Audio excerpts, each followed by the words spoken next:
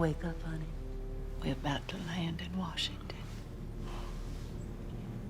Okay.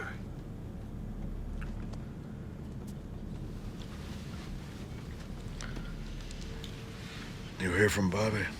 He'll be waiting on the tarmac. There'll be reporters there, too. You'll be expected to make a statement, something short. I want to reach out to the leadership as soon as we hit the ground. I want to talk to each and every one of them. You called Rose Kennedy? I did. My Lord, what that woman has been through. Your lipstick. What? Fix your lipstick. Oh. How did John Connolly's surgery go? Doctors are optimistic. Thank God for that. Jackie? She won't change her clothes. Says she wants them to see what they have done to Jack. You see the way she stared at me before I took the oath? She's upset, honey. We're all upset, Bert. We're all upset. Walter, a televised address to both houses of Congress. As soon as it seems decent.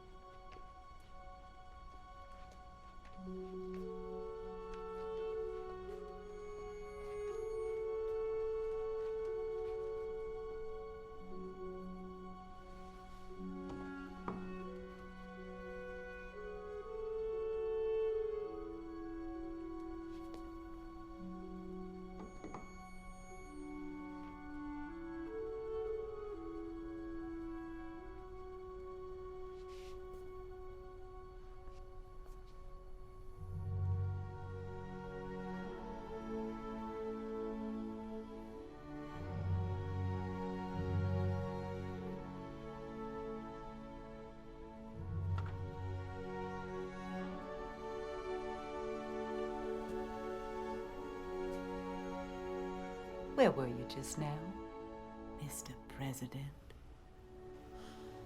Accidental president. That's what they'll say. Well, we'll have to change that next November.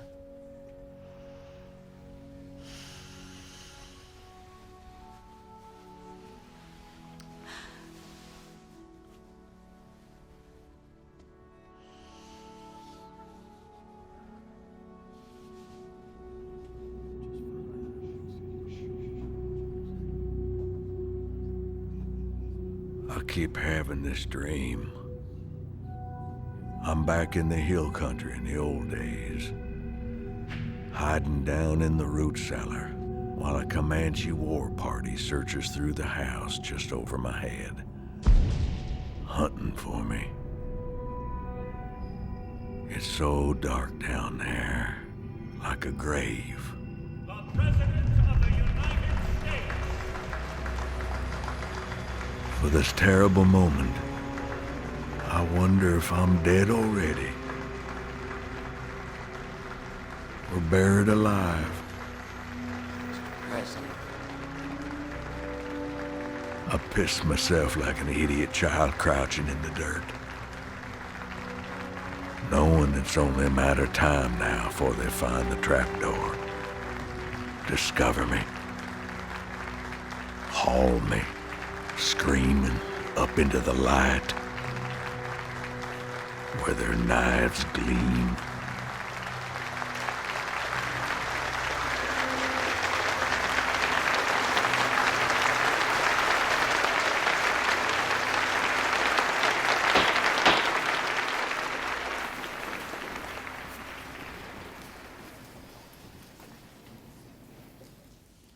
all I have, I would have given gladly not to be standing here today. The greatest leader of our time has been struck down by the foulest deed of our time. John F. Kennedy told his countrymen that our national work would not be finished in the life of this administration, nor even perhaps in our own lifetime. But, he said, let us begin. Today, I'd say to all my fellow Americans, let us continue.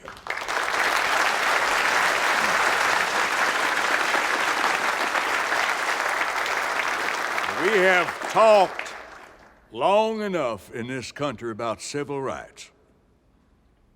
We have talked for 100 years or more. It is time now to write the next chapter in the books of law. I urge you to enact President Kennedy's Civil Rights Bill into law so that we can eliminate from this nation every trace of discrimination that is based upon race or color.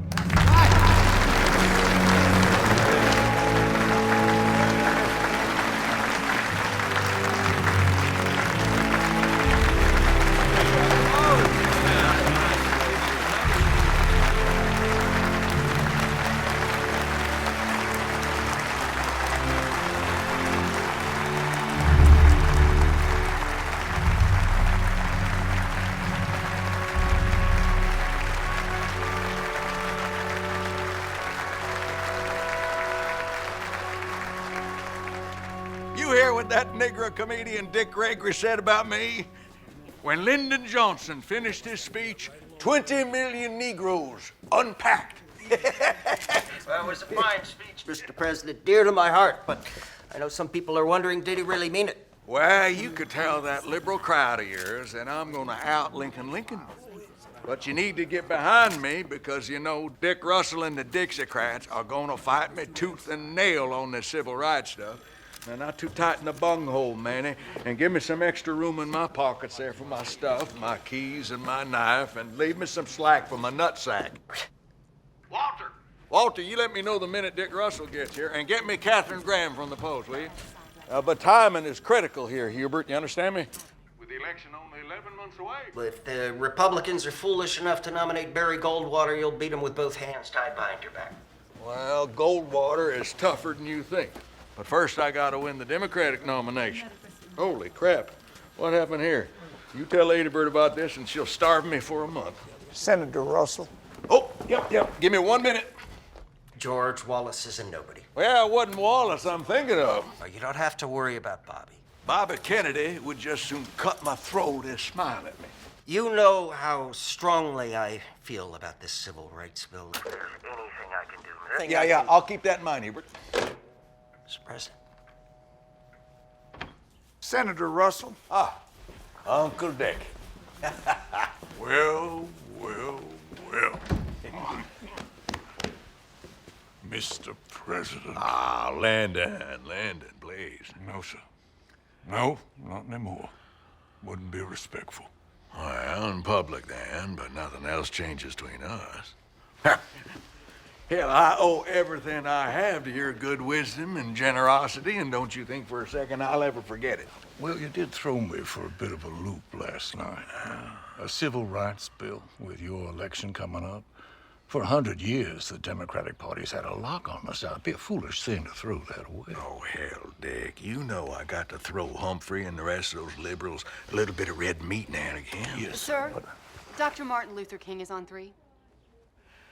He can wait. So last night was just election year politics and all. Absolutely. But I need you to hold the South for me, Uncle Dick. Party unity, it is gonna be critical. Well, we can talk more about it when Lady Bird and I have you over for dinner on Thursday as usual. Oh, There's no need for that now. Our Thursday dinners are sacred. Hey, why don't you bring your swimsuit and you can paddle your milk white ass around the White House pool before dinner, huh? Congratulations, Mr. President. Thank you, Senator.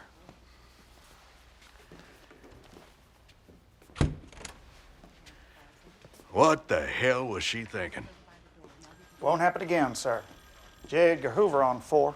I mean, no disrespect, but take down that stuff over there. Edgar. President. FBI is here to assist in any way we can. Oh, hell, Edgar, you're more than the head of the Bureau. You're my brother. Now, if the Bureau needs anything from me, you just let me know. Well, in light of your announcement last night, I think we should have a discussion regarding Dr. King. Recently acquired certain information which is deeply troubling. Edgar, I hate to interrupt, but they're pulling me 6 ways from Sunday. I'm interested in this, and we'll talk soon, I promise. Did King screw his sister or something? That man's obsessed. All right, Manny, let's just get this over with. What? What is it? Catherine Graham of the Washington Post is on 2. What? And Dr. King is still on 3. Look, I don't need to be reminded of what I already know. God damn it. You know, you're fired. Go on, get the hell out of here. Walter, give me another secretary who knows what she's doing. And one with a little meat on her bones, for Christ's sake. I don't know, one of these scrawny old Washington biddies. Oh, God damn it, Manny. Don't you have anything that doesn't make me look like a Dago undertaker? I want to thank you, Dr. King, for your public expression of support. We were all very heartened by your speech last night, Mr. President. Well, it ain't gonna be easy. It's a difficult time. Yes, it is. But as you suggested, the greatest tribute we can pay to President Kennedy is to enact his civil rights bill, especially voting rights. Yeah, well, you're preaching to the choir there, Reverend. Voting rights is the meat of the coconut. And we're gonna pass that bill, as is, without changing a word. But boy, I'm gonna have your help. Well, you know you have it, sir. Well, thank you, Martin, thank you. And listen, why don't you call next time you're up here, and any suggestions you have, bring them in. Well, actually,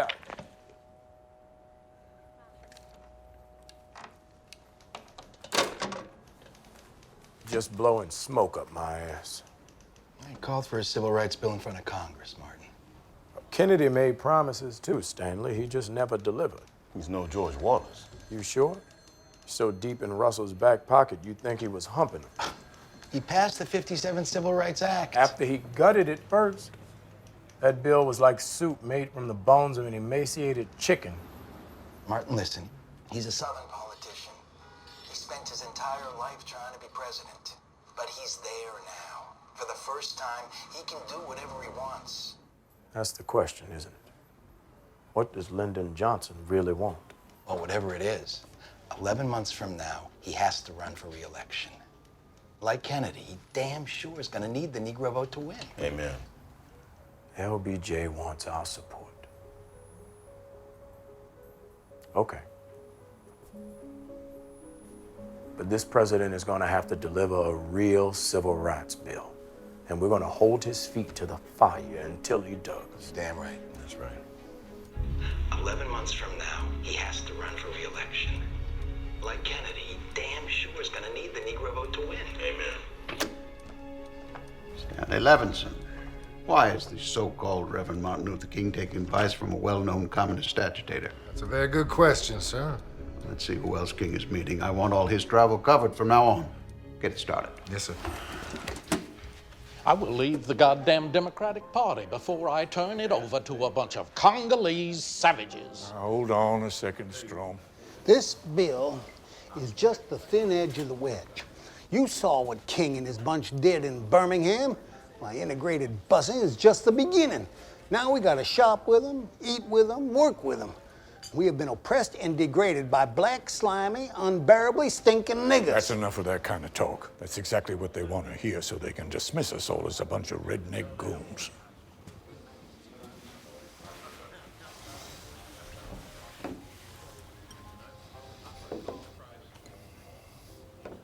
Thank you, Charles.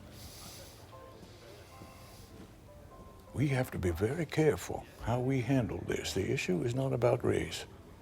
It's about the gravest possible assault on the United States Constitution, which we are fighting to defend. The president is actively gathering signatures for a discharge petition to get the bill out of my committee in the House. And what do you expect him to do, Judge? He's got to at least look lively on civil rights. When the time comes, he's going to do the right thing. He'll gut the bill? Yes, he knows who his friends are. But if he gets the bill out of my committee? It still has to go through the House, then out of Jim's committee before it even gets to the Senate floor. And none of this can get in the way of party unity. In this election, we can have a lock on the Senate and a lock on the House, and we can elect a Southern Democrat president. It's about time the South rejoined the rest of the country. My friends, if we do our part, Lyndon is going to know who to thank on November 4th. And don't you worry about the president. I know how to handle him. Well, the mainstream of American politics has carried you and me down to the road to statism and socialism and the destruction of the Constitution of the United States, and I am, for one, am already out of the mainstream of American politics. He sure gets people stirred up, even in Milwaukee. When we get to Atlantic City, I will be the Democratic nominee. But how damaged will you be? We're plenty strong enough for Goldwater in November. What if Bobby smells blood and decides to run at the last minute? That little shit doesn't have his brother's balls. Still has his daddy's money. You might win the nomination, but if the party splits... Oh, come on now, Dick. All Wallace has to beat you with is this damn civil rights bill, and I don't, for the life of me, understand why you are giving him this issue. At this point, I'm more worried about the liberals than I am about the Dixiecrats. We got to give them something this time, Dick. You know that. You got to look like you're giving them something. All I'm saying is don't work so hard to get this bill out of the House. I do what I can. Lyndon, you're gonna talk poor Uncle Dick to death, and here Zephyr's made his favorite dinner, and it's getting cold. Saved by the bell. Bird, you look beautiful as always. Oh, and you are a terrible liar, as always. Politicians could. So, do you like being First Lady? Well, it's been an adjustment. I can imagine. But I am enjoying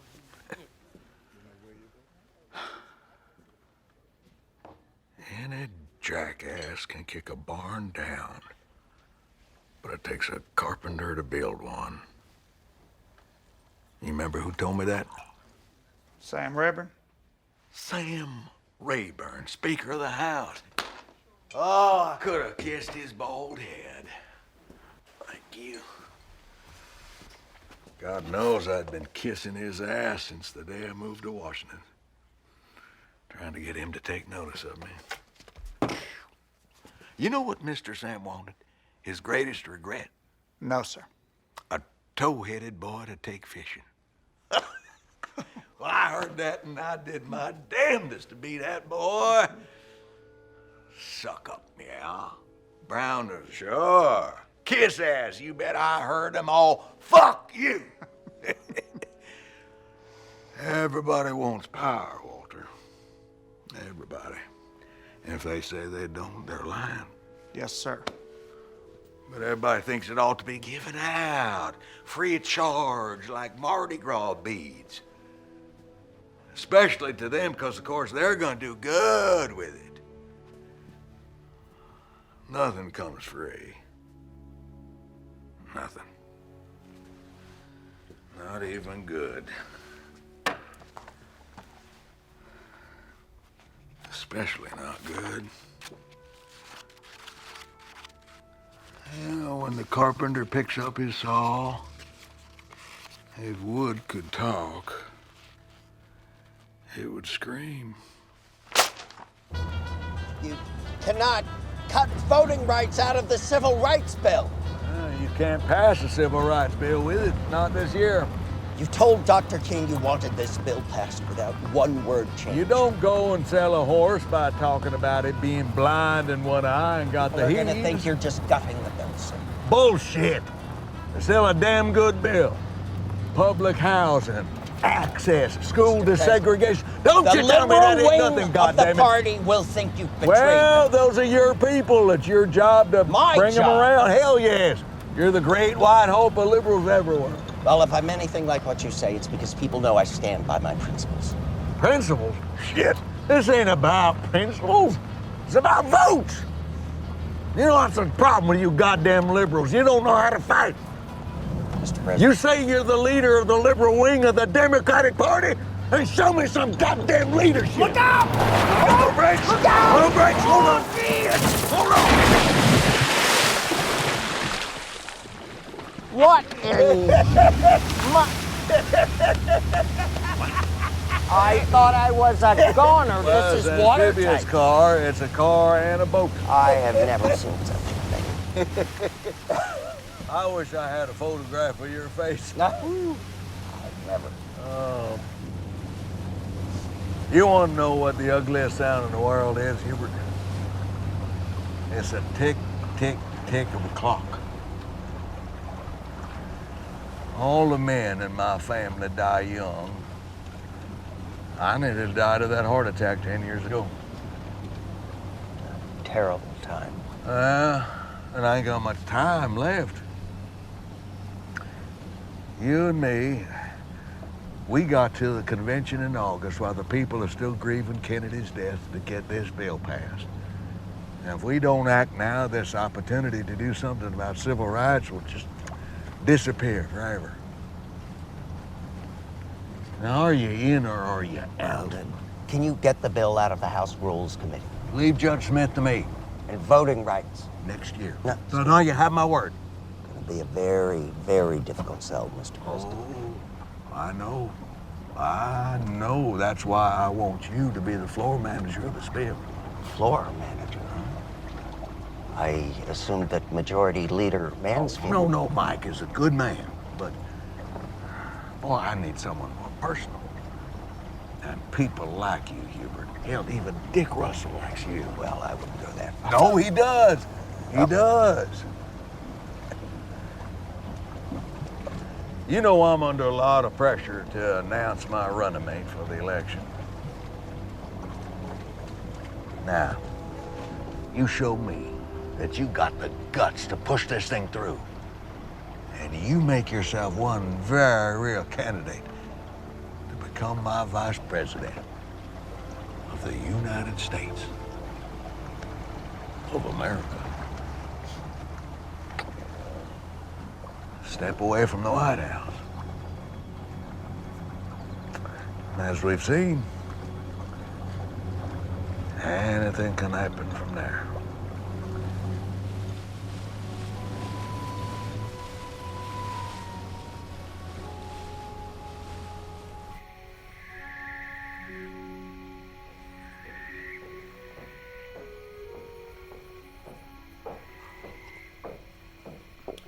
There's a barn owl out there in the live oaks hunting mice. Is Hubert on board? Yeah.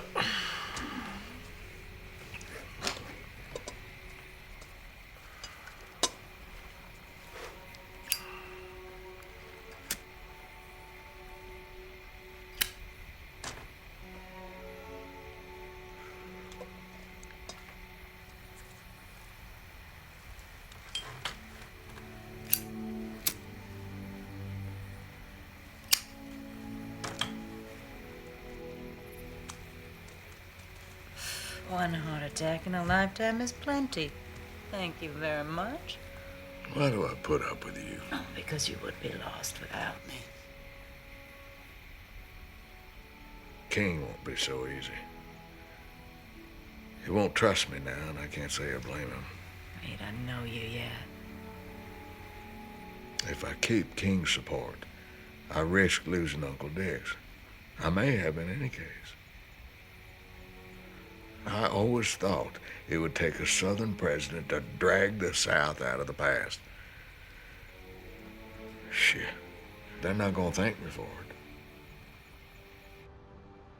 You promised this country a civil rights bill, Mr. President.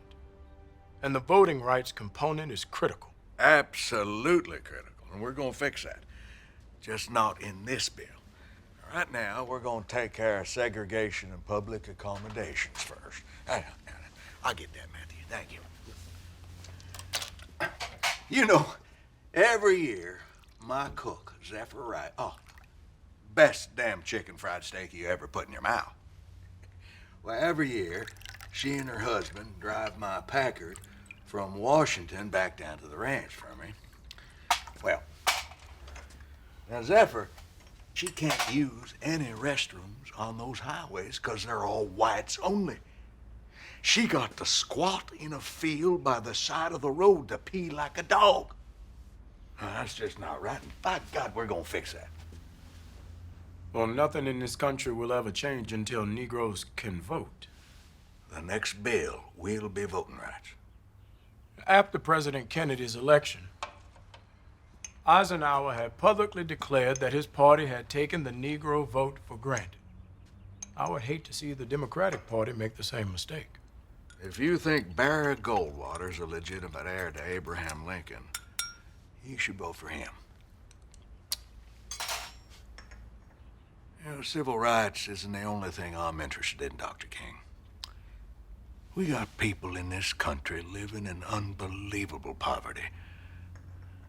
I know. I grew up like that in the hill country.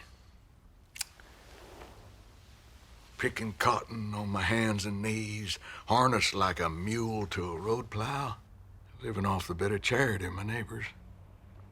But we're going to change all that. We're going to declare a war on poverty. A war on poverty? That's right. Now, I got all kinds of federal programs in mind on health, education, literacy, jobs, you name it. We're going to change this country top to bottom. That sounds extraordinary. There you go. And I would very enthusiastically support legislation to that effect. But right now, I need to be able to go back to my people and tell them that this president is committed to civil rights, and that this bill, even without voting rights, will still be a strong bill with no further changes. If I can't do that, I'll lose their faith. And in their despair, I don't know what'll happen. Is that a threat? I don't want riots any more than you do.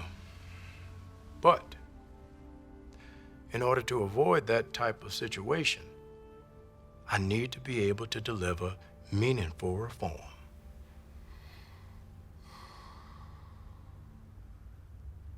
Okay. Okay.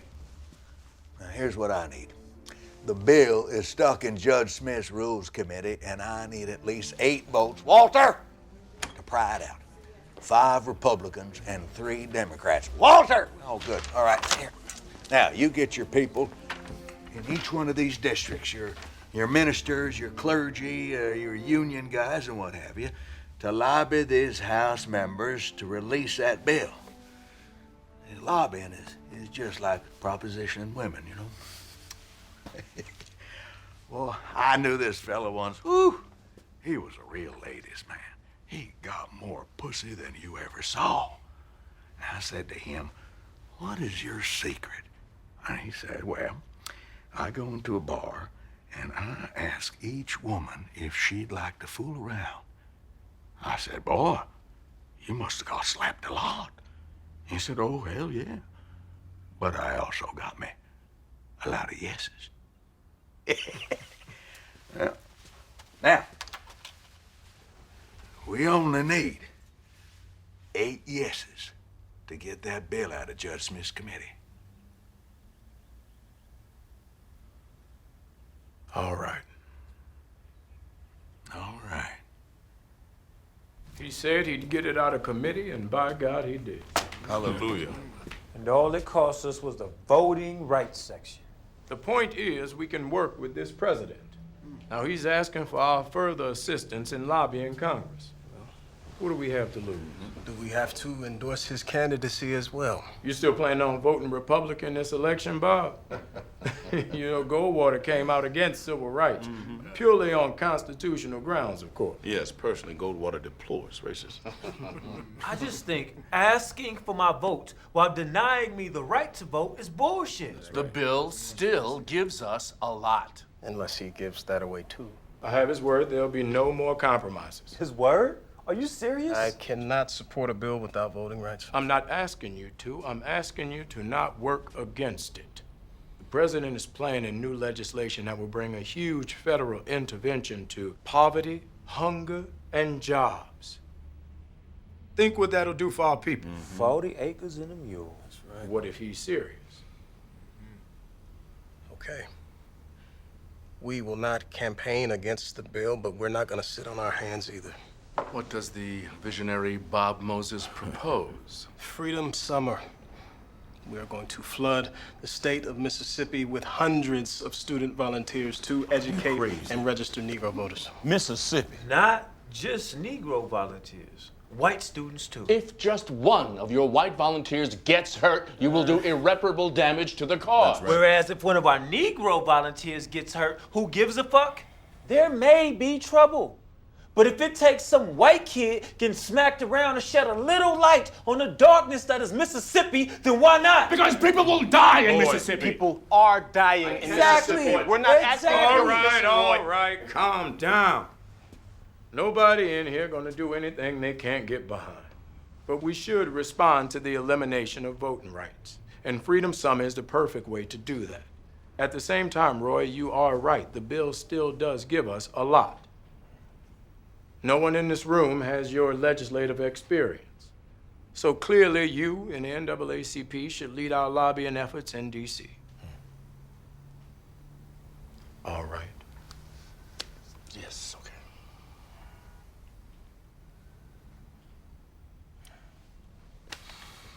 Gentlemen,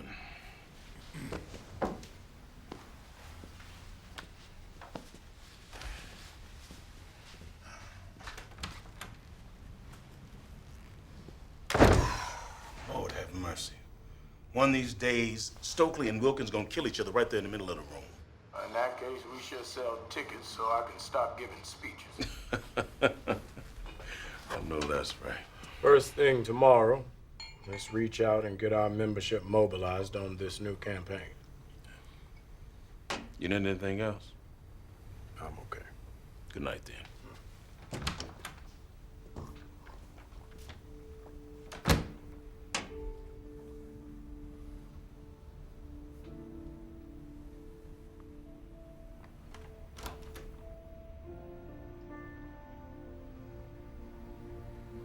Give me a minute.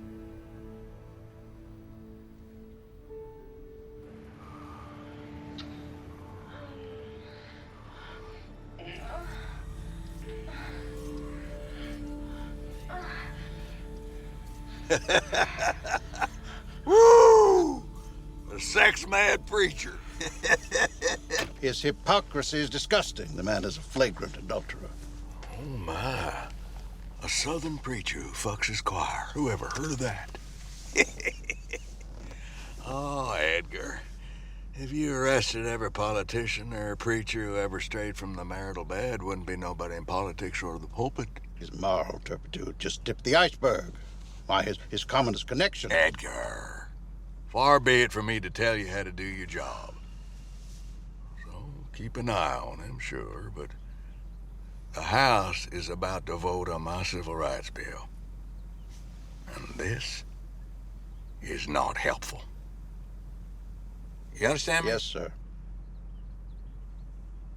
As part of Freedom Summer, the Student Nonviolent Coordinating Committee, or SNCC, is recruiting and training black and white college students from the North and busing them into Mississippi to register black voters. Police have confronted the activists, leading to violent clashes. For 2 weeks, we've been training to join other Freedom Summer organizers in Mississippi. But I cannot emphasize enough to you the dangers you will face. The federal government will not protect you, and the Mississippi government will do everything it can to stop you.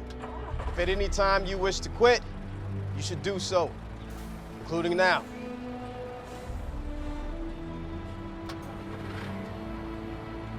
All right, let's get started.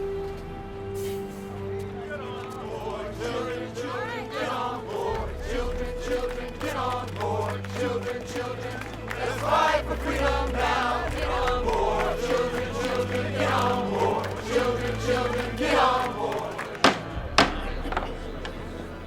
We will now call the House of Representatives to order to consider House Bill 736, the Civil Rights Act of 1964.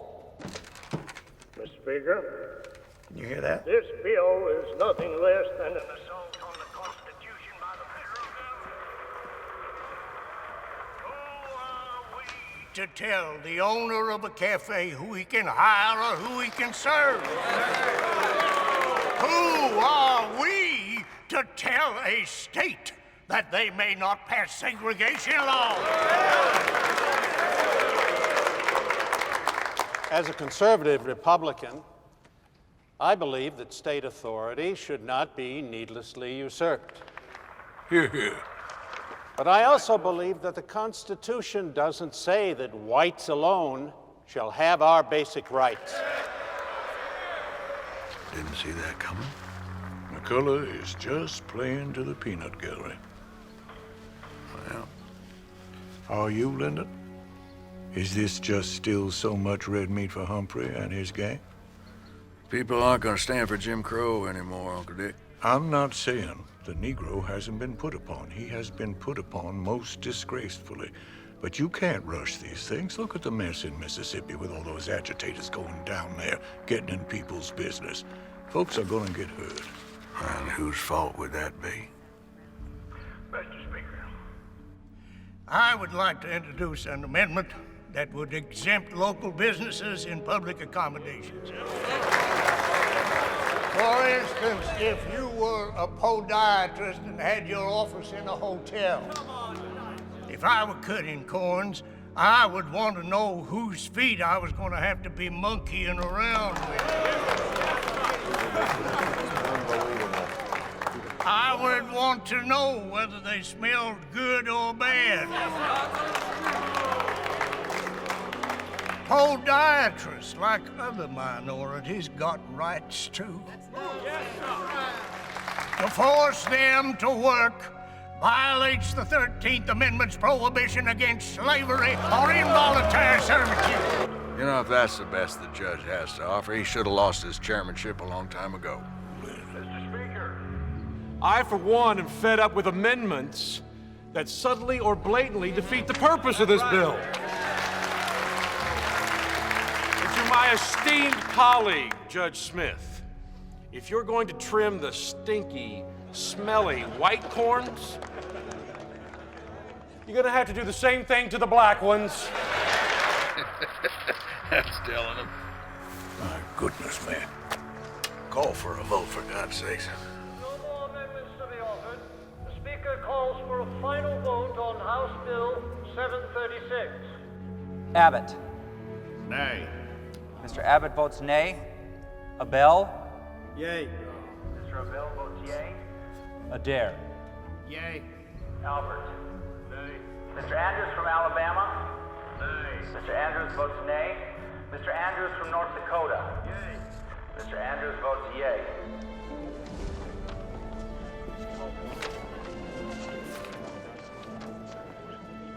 $290 votes for and 130 votes against. Bill passes and will now go to the Senate. We got it, Walter. Thank you.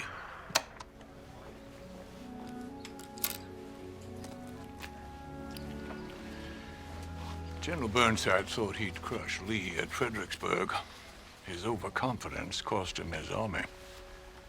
And only 3 years later, Lee surrendered at Appomattox. Nobody's surrendering, Mr. President. Thank you, Matthew. Most kind.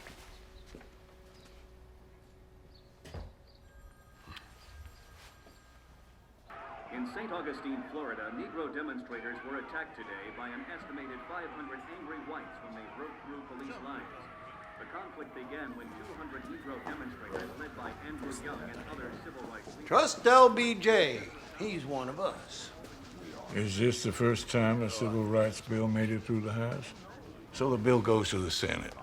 I mean, so what? How many civil rights bills have you buried in the last 10 years? 121. That graveyard of yours got room for one more? I'm digging a hole as we speak. Well, all right then. If he does get it out of committee, what then? Then we filibuster it to death. We stick together, we'll be fine. Public opinion is already against this bill, especially with those riots going on. Time is on our side. Thank you, gentlemen. And I see no need why we ought to sit idly by and see a bill passed in the American Senate called the Civil Rights Bill that will destroy individual liberty and freedom in this country. Wallace is running at 90% with whites in eastern Maryland. If he wins that primary, the Senate will never pass the bill. Wallace would be dead in the water without these goddamn riots. He is deliberately provocative. King is supposed to control his people. I put my entire political career at risk for the Negroes, and this is the thanks I get. Put more money into Maryland. Beef up my schedule there. Now, what's your plan to get our bill out of Eastland's committee? Discharge petition. Shit, well, you don't have the votes. No, but we're very close. Close? Close don't mean shit. You don't have the goddamn votes. Fine, what's your idea? What? I can't hear a goddamn thing you're saying, Humphrey. Come on over here. I said, what's your idea? Well, right now it's all about the rules of the Senate. And Dick Russell's been studying them since he was sucking on his mama's titty. Boy, I've seen him make a fool of you liberals with some arcane rule of order more times than I can remember. Hold on. Ah, son of a...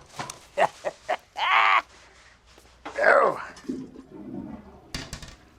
You know what? There is a way that we can completely bypass Eastland's committee without a discharge petition. And with a little luck, Russell won't even see it coming. He did what? The president just maneuvered the bill out of committee. All right. All right, keep Jim calm. I'll handle this.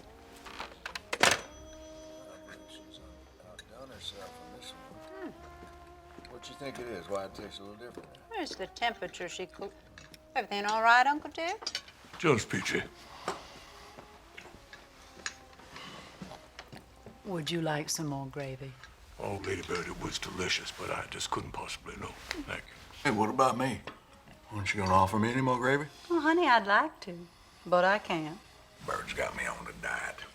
Got Zephyr there in the kitchen, weighing my plates for every meal. Ridiculous. Your wife just doesn't want you to get too big for your britches. An entirely understandable concern.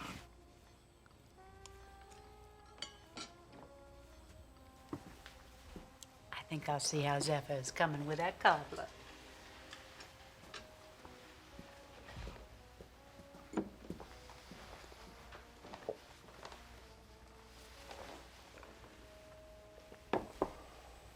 I just heard how you snuck that bill through Jim's committee with some bogus procedural point of order. Perfectly legal maneuver, Uncle Dick. Just like you taught me. I also taught you something about party loyalty. Well, the party's changing. This younger generation's not gonna fall on their sword for segregation. You think every Southerner is gonna start dancing to your tune?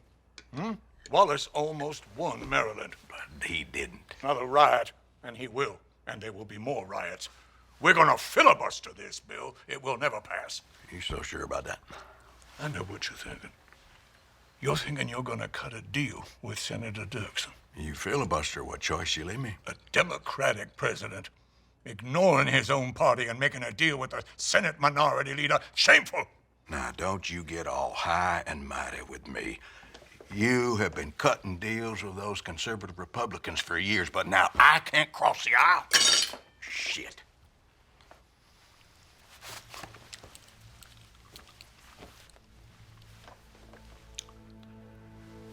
don't have to fight, Dick.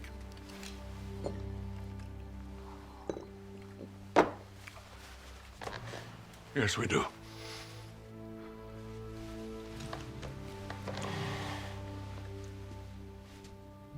I'm coming for you, Dick. Now, I love you more than my own daddy. But if you get in my way, I'll crush you. I regret that the president has embraced the radical program of the left-wing groups that is erroneously called the Civil Rights Bill. It is still a vicious assault on the Constitution. And we in the Senate intend to fight with our boots on to the last ditch. Beginning today, we will filibuster this bill. Let the real war begin. This ain't about the Constitution. It's about those who got more wanting to hang on to what they got at the expense of those who got nothing and feel good about it. But the way he frames it, draping himself in the stars and stripes, is compelling. I mean, what are you fighting for, darling? It's in your heart. That's what the people need to hear. Look at that. Look at that. Look at those sizes there. You get that?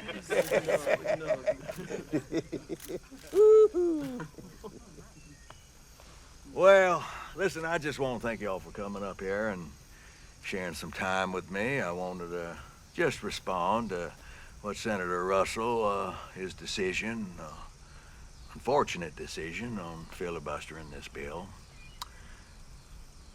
It reminds me that when I got out of college, now the only job that I could get was teaching first grade at this beat-up old elementary school in Cotulla, Texas. It was just a dusty old border town, a middle of nowhere, full of Mexican immigrants who didn't have a pot to piss in. But God, did I love those kids of mine. They'd show up hungry every morning, because most of them hadn't had any breakfast. But they were so on fire to learn. It just made you feel good. But there would come a day for each and every one of them when I would see the light in their eyes die. Because they had discovered that the world hated them just because of the color of their skin.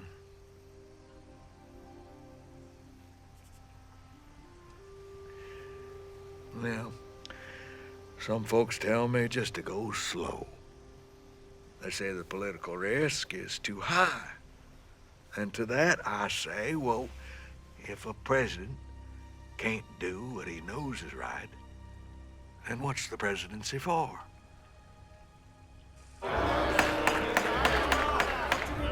Senator Dirkson's so-called amendments are like putting a Band-Aid on a cancer. I have a real amendment to offer. This map shows the current concentration of the Negro race in America. I propose we resettle Southern Negroes all over the country until racial proportions are equalized among the 50 states. I favor inflicting on New York and other cities the same conditions that will be inflicted by this bill on the innocent people of Georgia.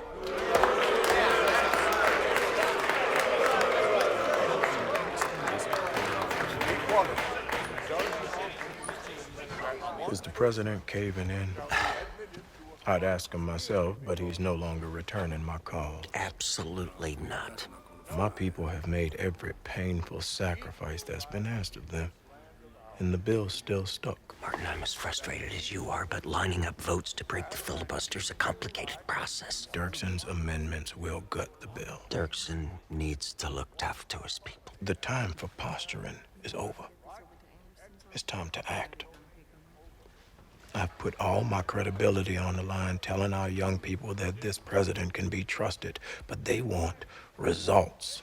They're down in Mississippi right now, putting their lives at risk, registering Negroes for a vote they still don't have. I want a good bill too, Martin, but you can't give people blood tests for loyalty every 15 minutes. The president will handle Everett Dirksen. If this is what it takes to move the bill, I will start a public fast to the death. God, Martin, that's not necessary. What choice do I have? Right this way, Senator. Everett, what's this bullshit about how I treat my dog? I'm sorry? My dog, Little Beagle Johnson. Why are you being such a shitheel with the press about me pulling on his ears? Well, some bitch loves to have his ears pulled. Hell, I thought you were running the Senate Republicans, not the ASPCA. Mr. President, I was just kidding with the press Well, about that. don't. I'm a hell of a lot better than you are with dogs. Dogs and people. I was hoping we could talk How about... about appointing a William McCumber as ambassador? Well, I yes, know. that- Okay, that get this among shot. Get this shot here. There we go. No, sit on over there. It's more comfortable. that among other things. Well, we'll talk about all them things in just a minute. Now, look here, Everett. We got to get this civil rights bill passed. The longer this filibuster goes, the stronger Russell gets and the angrier those Negroes on the street are. Now, how many votes are we going to get from your people? Well, that's what I wanted to talk to you about, Mr. President. There are 40 amendments I'm proposing. 40? Well, my constituents have a number of concerns. Oh, now, let's not bullshit an old bullshitter here, Everett. Let's just cut to the chase, shall we? Well, I think we have to strike equal employment altogether. I could probably get my troops to accept public accommodations. But with, say, a year of voluntary compliance before it becomes law. Nope. No? No. No? There an echo in here? The Southern filibuster cannot be defeated without substantial changes. But if you're willing to compromise, I think that I can deliver the necessary 25 Republican votes for cloture. No can do, Everett. Now, look here. Either your people vote for this bill, or you vote with the segregationists and the country goes up in flames. Now, we're making history here, Everett. And you have to decide how you want history to remember you. As a great man, a man who changed the course of this country, or somebody who just likes to hear himself talk. Congress is not alone in contributing problems to the presidency. Mr. Johnson has inherited an armed clash in South Vietnam. President Johnson must decide whether to continue it in its present form, to enlarge it, or seek a negotiated settlement. Our pilot, the communist, shot down over Laos. Now, he's alive? As far as we know. Well, everything we can do to get him back home, Robert. We'll talk more about this business in Tonkin. Yes, sir. Now, Walter, anything that McNamara needs, you make sure he gets it. Yes, sir. Is Humphrey still around? Hey, Daddy. Hey, now, don't just run off. Come give me a hug. All right. Hey. Mr. President. Oh, boy, look at you. You're getting tall. Oh, no, I'm wearing heels. How you doing in school, Lucy? Good. Good. That's good. Yeah. Sir, Senator Humphreys here. That's all right. Hi, Daddy. Bye. Justice says Bob Moses of the Freedom Summer Project is asked again for federal protection. Things are getting pretty violent in Mississippi. The federal government is not getting involved in this. But you make damn sure that the governor down there understands that we expect him to put a lid on his people. Is Khrushchev still in Egypt? Yes, sir, and the Soviets had their first nuclear test at their new site in eastern Kazakh. All right, talk to me, Hubert. Well, the good news is we've got a deal with Dirksen. And what's the bad news? We're 2 votes short. Bill! I was just thinking about you. Go on, take a ride with me. It's all right, boys. I think I'm safe with Senator Fulbright. I'll see you up on 3. Boy, oh boy, look at you. How you feeling? Fine. Well, listen, I need to talk to you about something. Nice cufflinks, Mr. President. Well, you like these? Do you? I do. Well, then they are yours. No, that's really not necessary. Well, I'd do anything for you, Bill. Hey, you know that good old boy you put down for the federal bench? Well, it's a pretty tough sell for Humphrey's crowd, but if you were to support the Civil Rights Bill, they'll just grin and bear it. Well, Mr. President, I'm not sure my constituents would approve. Well, I understand that, but maybe you don't have to fight quite as hard as you might otherwise. I don't think. Or maybe when the vote comes up, you happen to be overseas visiting our troops. I'm sure Elizabeth would love Europe. You know she would, like my wife. Here, look here. This is the seal of the presidency of the United States. There's only 2 cufflinks like this in the entire world, and you now own them both. I want you to wear them good health, Bill. And think about what I said, huh? You look good, Bill. I bet you dropped a few pounds, huh? I'm gonna need another set of those cufflinks. What the hell? Walter! Walter! Walter! Jerry, where's Walter? Right here. Why the hell is Senator Ingalls suddenly off my list? He's paralyzed with a malignant brain tumor, sir, recovering from surgery. Holy shit. Well, is he conscious? I don't know, sir. Well, find out, goddammit. If he's conscious, he can vote. But I know my Bible. And the Bible does not say that we cannot choose our own neighbor. The Bible does not say that we cannot build a wall betwixt ourselves and our neighbor. What I need is some help on this cloture vote. No, well, I'll tell you what protects a small state, Alan. And it damn sure isn't a filibuster rule. It's a strong president who's in your corner. What now? Where on earth do you get that? Well, I don't forget these things. You understand me? Son of a bitch! I thought I had him. For a man named Bible, he sure doesn't have a handle on the New Testament. This bill will guarantee the commercial destruction of white people everywhere. Senator Cannon, listen, Carl Hayden and I are finally putting together the Central Arizona Water Project. And if Nevada wants any part of this, I need your vote. Yes, I know how Alan Bible feels about it, but I'm talking to you now. Combat veteran to combat veteran. Well, yeah, it is a big damn decision, but Democrats have to stick together here. Listen, no, Howard, Howard, listen to me, will you? Just listen to me. Now, we both got tough election fights ahead of us here. You know I'm gonna be there for you when it counts, and can I count on you now?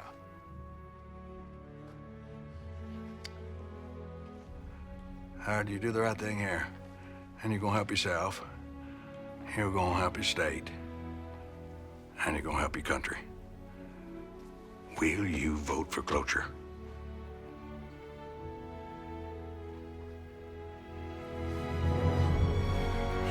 Howard, you're a good man. Thank you. Bye-bye. 67 votes. Congratulations. Should we let Senator Dirksen make the public announcement? You think there's any way we can stop him?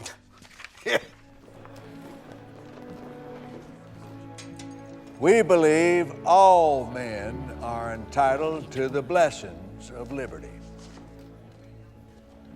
Yet millions are deprived of those blessings, not because of their own failures, but because of the color of their skin.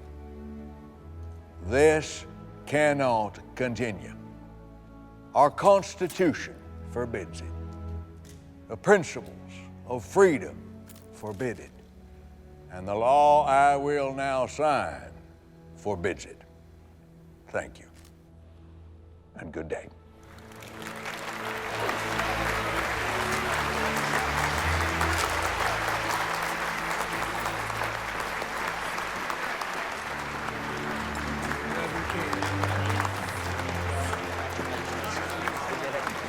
We did it. Got it done. Congratulations. Thank you. There you go, Eric. Congratulations. I appreciate it. Thank you, Mr. President. Dr. King. I need to see Dr. King, yeah? There you are. It's for you, sir. It's an honor, Mr. President. Likewise. Thank you.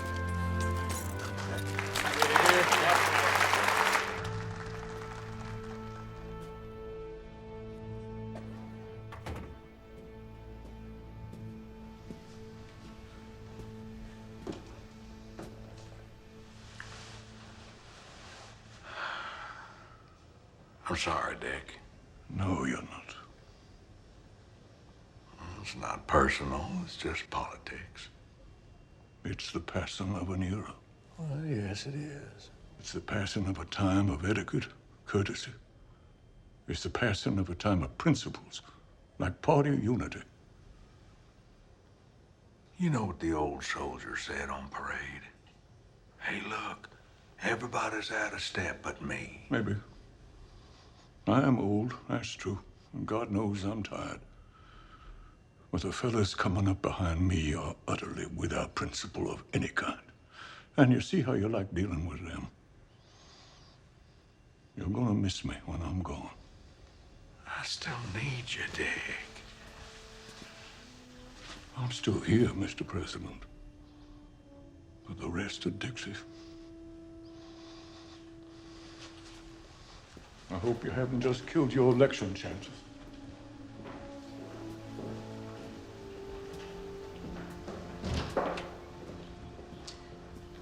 Congratulations, Mr. President, on your glorious achievement. The Democratic Party just lost the South for the rest of my lifetime. And maybe yours. What the fuck are you so happy about?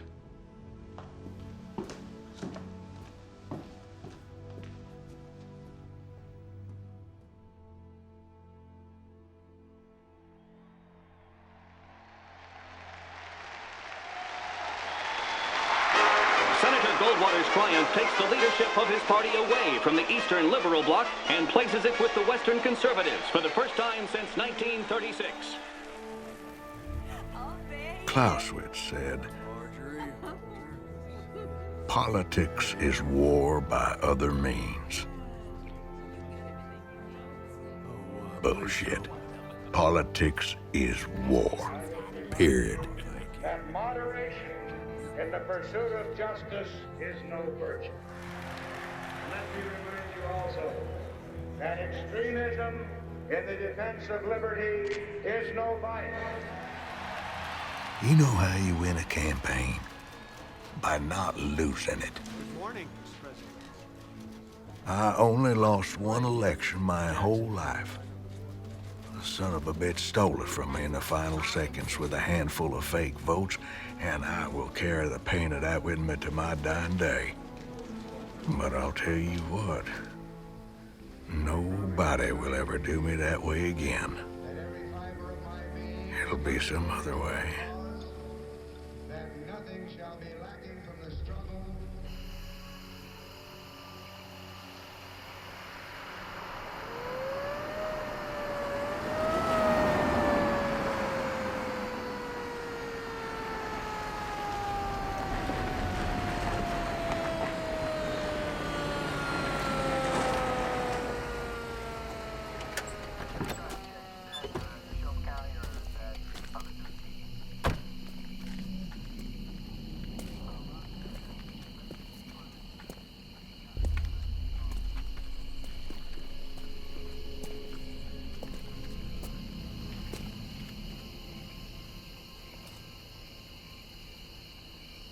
Out of the car, boys.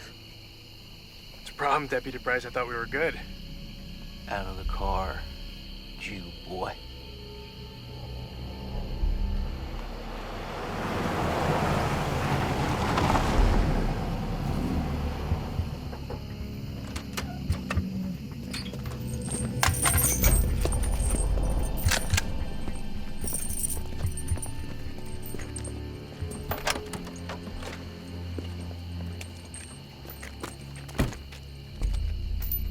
What you looking at, nigga? We've got a situation in Mississippi.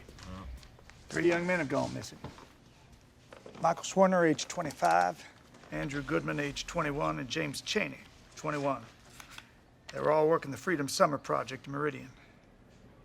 Cheney's a local Negro, but Schwerner and Goodman were both out-of-state volunteers, both white.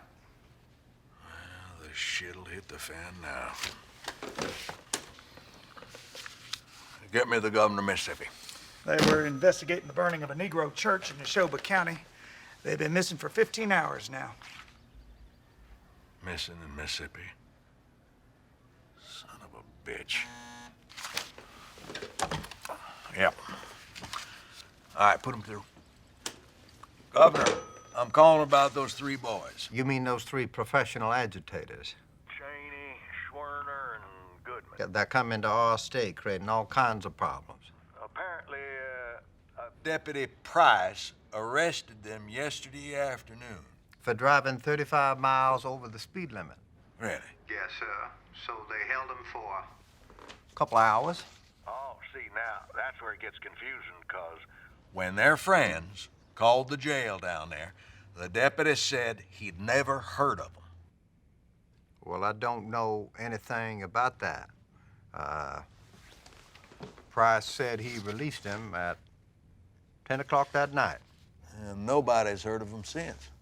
This is clearly a publicity stunt. Well, those boys are off hiding Somewhere, probably having themselves a good life. And they're gonna come back in, they're gonna claim they were abused or something.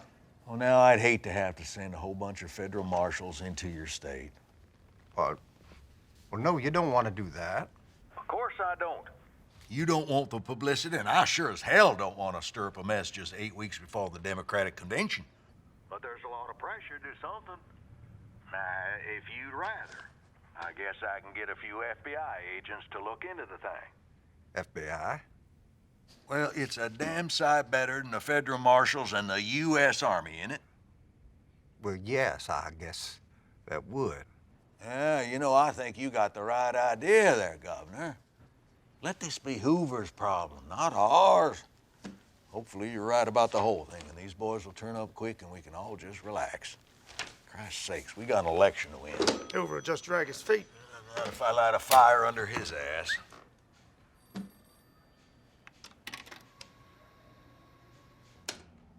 Mr. President. Edgar. The governor of Mississippi wants the FBI to look into these missing kids. Well, I'd be happy to, Mr. President, but there's a jurisdictional problem. Well, I'm not going to tell you how to run your shop, but the governor asked specifically for the FBI to investigate. I tried to put him off, but, well, I suppose I can get some third party involved. I know Senator Jim Eastland wants Alan Dulles investigating. CIA? Oh, no, Mr. President. I don't think Dulles is a good idea. This is very clearly an FBI matter. Well, if you're sure.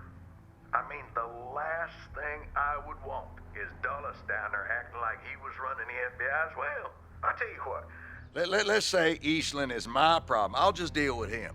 You get your agents down there in Neshoba County, you just wrap this thing up quick, yeah?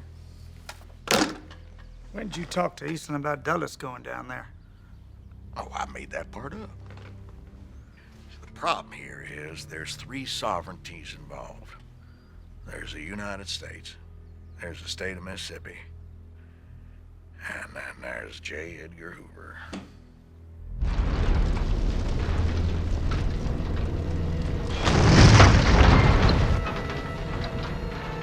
The burnout station wagon was discovered in the woods 20 miles from Philadelphia, Mississippi, a small town in which Schwerner, Goodman, and Cheney had been arrested for speeding during the day. They were released late at night by a deputy sheriff and were last seen driving away in the blue station wagon. We have to assume those young men are dead. There were no bodies in the car they found. Oh, well, then they're probably on vacation, huh, Mr. Wilkins? Man, I always set my car on fire before taking a weekend off. How many voters have you actually registered? 1,200, give or take. 500 beaten and arrested, 35 churches burned, 30 Negro homes and businesses dynamited for 1,200 votes. It's not just about the votes. For the first time, black people are building a new political party. The Mississippi Freedom Democratic Party, Hold I on. heard. We tried to play by the rules of the regular Democrat Party, but they kept us out. Fine. So we built our own Democrat Party, but with a difference. Open to everybody, white or Negro. Well, don't you think that America ought to have at least one political party that isn't racist? It's a waste of time. We send our delegates to the convention, where they challenge the legality of the segregated Mississippi delegation on national TV and dare LBJ not to seat us. Children playing with dynamite. Are you so desperate for their approval that you would sanction this mass suicide? Those young men went down to Mississippi and died doing the work the government hasn't been willing to do for 100 years. We've got to take a stand.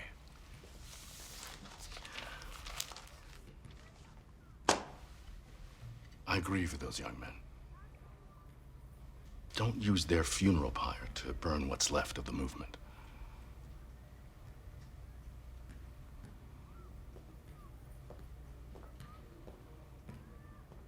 How can I help, Bob?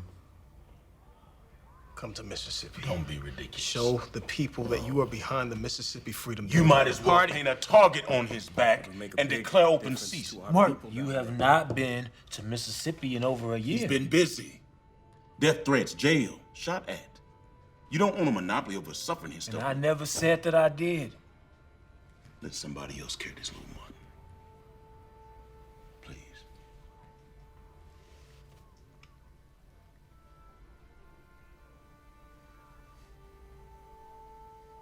Of course I'll come. FBI was acting on a tip about a farm in rural Mississippi, and they just found 2 bodies buried there in an earthen dam. Jesus. Are they sure it's them? Schwerner's draft card in his back pocket. Goodman's body right below his. It appears they've both been shot once in the chest. And they're still digging for Cheney. God damn. Bless those boys. Minute McNamara gets him, you set him in. Gentlemen, we need to pick up this conversation some other time. I'm sorry.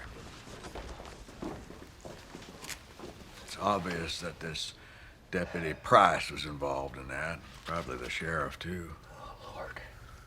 Oh, this whole mess is in my lap now. If I don't charge these bastards, then King yells that I'm letting them get away with murder. But if I do charge them, then all the Southerners scream about how I'm taking orders from the Negras, and all this 2 weeks before the start of the goddamn convention. Mr. President, I'm sorry to have to tell you, but the word is Governor Wallace has offered himself to Goldwater as the Republican vice presidential candidate. That little weasel would sell his mother to get a leg up. And Strom Thurmond is formally switching parties. Fucker! Is anybody gonna follow him? Well, I don't know. We'll find out. You bet I will. God damn it.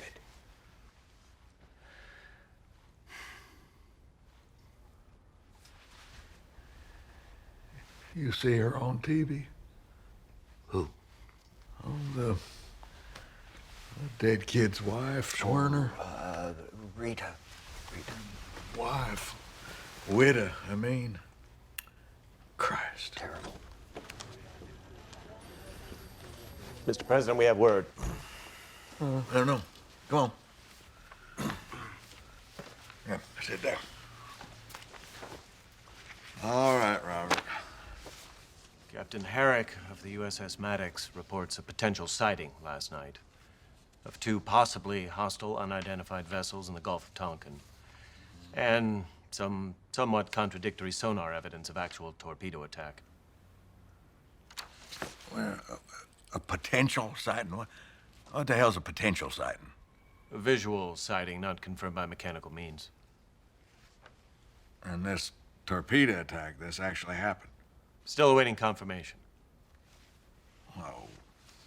Were any of our ships hit? No, sir. Were there any explosions? No, sir.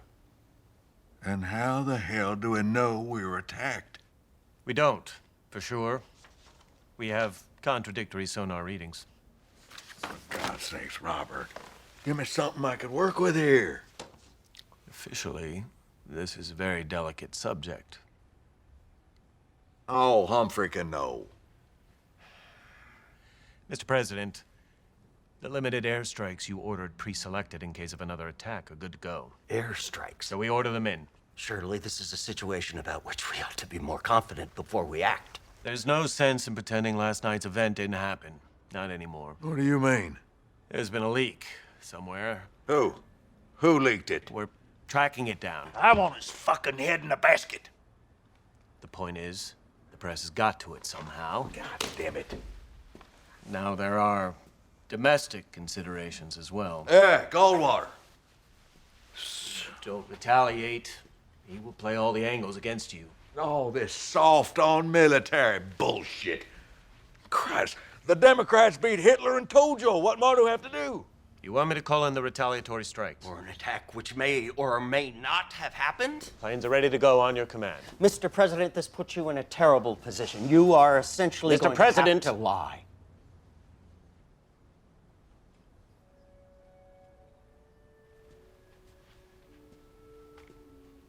Do it. Yes, sir.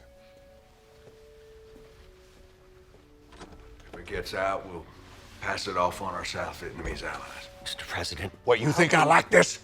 Putting my ass in a sling this close to the election? Sir. Or maybe you think Goldwater ought to be president, is that it? Never said that. Maniac wants to lob an A-bomb into the Kremlin's bathroom and start World War III. You see how you like that? Mr. President, come on. Goldwater gets elected, you can forget about poverty. You can forget about civil rights. Is that what you want? Now, I'm trying to turn this country around and prevent a major war. Christ, why the hell did I ever consider you for my vice president? First sign of trouble, you cut and run. I'm not running anywhere. Mr. President, I'm standing right here beside you. Precious cold comfort you are. You know, Congress is gonna back me on this. It's election year. I'll get them to pass some kind of resolution authorizing me full authority over there. And then we can get back to the things that really matter. Sir, Hi. they found Cheney's body.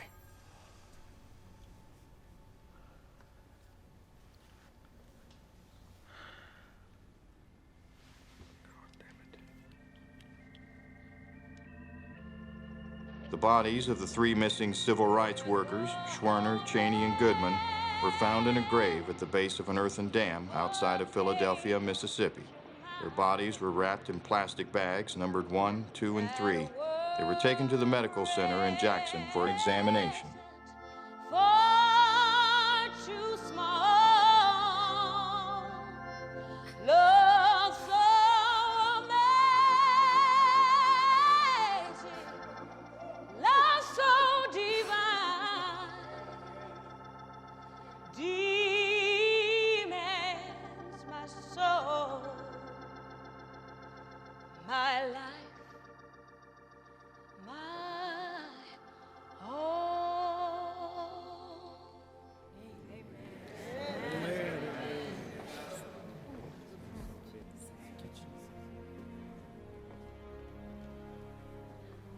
James Cheney gave his life to make this country live up to its forgotten promises and unfulfilled ideals. We all know the terrible pain you must be feeling in your hearts. But we will not live in despair. We will not surrender. We will continue to respond to their violence with love and forgiveness. Amen. As I stand here,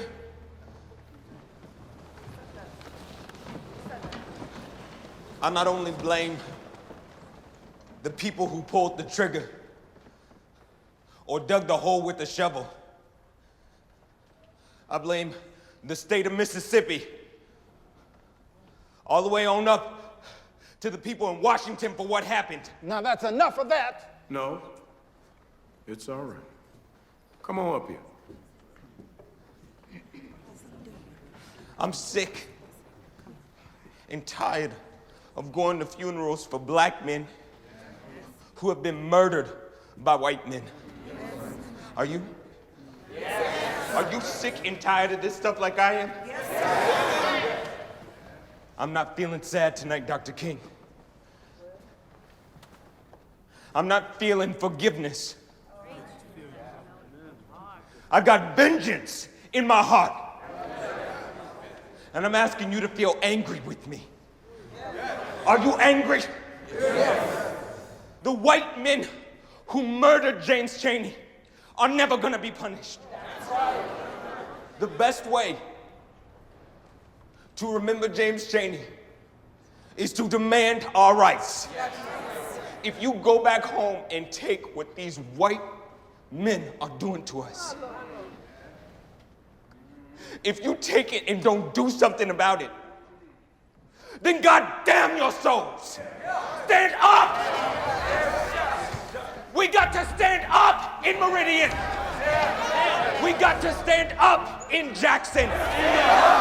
And when we get to Atlantic City, what are we going to do? Stand up! Stand up! Stand up! Stand up! Stand up! Stand up! Stand up! Stand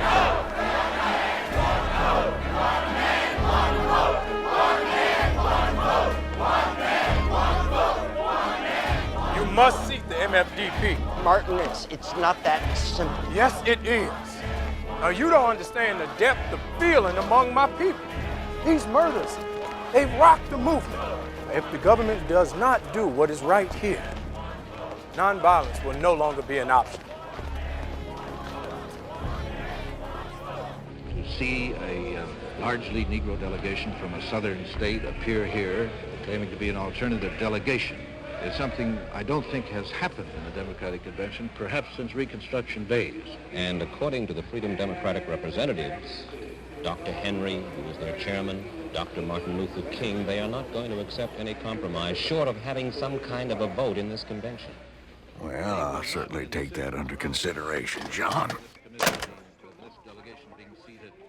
John Connolly, the governor of my own state, just told me if you seat those black buggers, not only will Texas quit, but the whole South will walk out. We might as well kiss the whole goddamn election goodbye. What the hell do you want? On the ballot in Alabama, sir, apparently Governor Wallace kept your name off it. Oh, little piece of shit. Can he do that? Of course he can. Goldwater must be laughing his ass off. And now they're just threatening to walk out of the whole goddamn convention. Son of a bitch. Lyndon, why don't you take a break from this for a while? Oh, I'm fine, Bert. Well, you certainly don't sound fine. When's the last time you ate anything? Go away, Bert. You give me a goddamn headache. Honey, I'm just worried. Would you leave me alone? Go on, get out of here. Go on!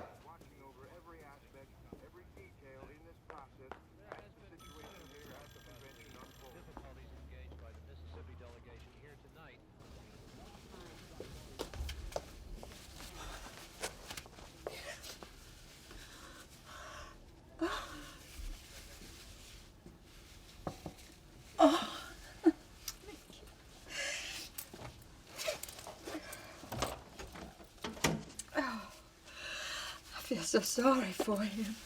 No. Thank God he has you, Walter. And you? I think he's hard on me. Well, he's hard on everybody, especially himself. People don't see that. But I do. I see everything. His lady friends. But I'm the one he chose. At the end of the day, I'm the one he comes home to.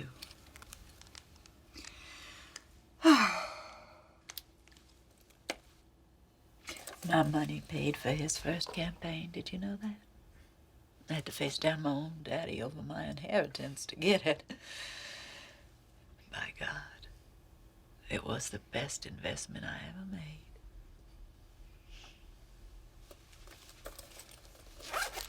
My lipstick okay? You look beautiful. No, I'm not. But you make do with what you got.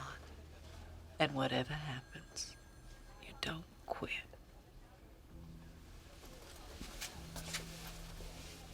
CBS News correspondent Mike Wallace here at the ballroom of Convention Hall, where the Credentials Committee of the Democratic National Party are in session.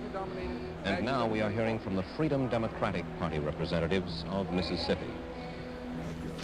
Just tell the Credential Committee what happened in Mississippi, Miss Hamer.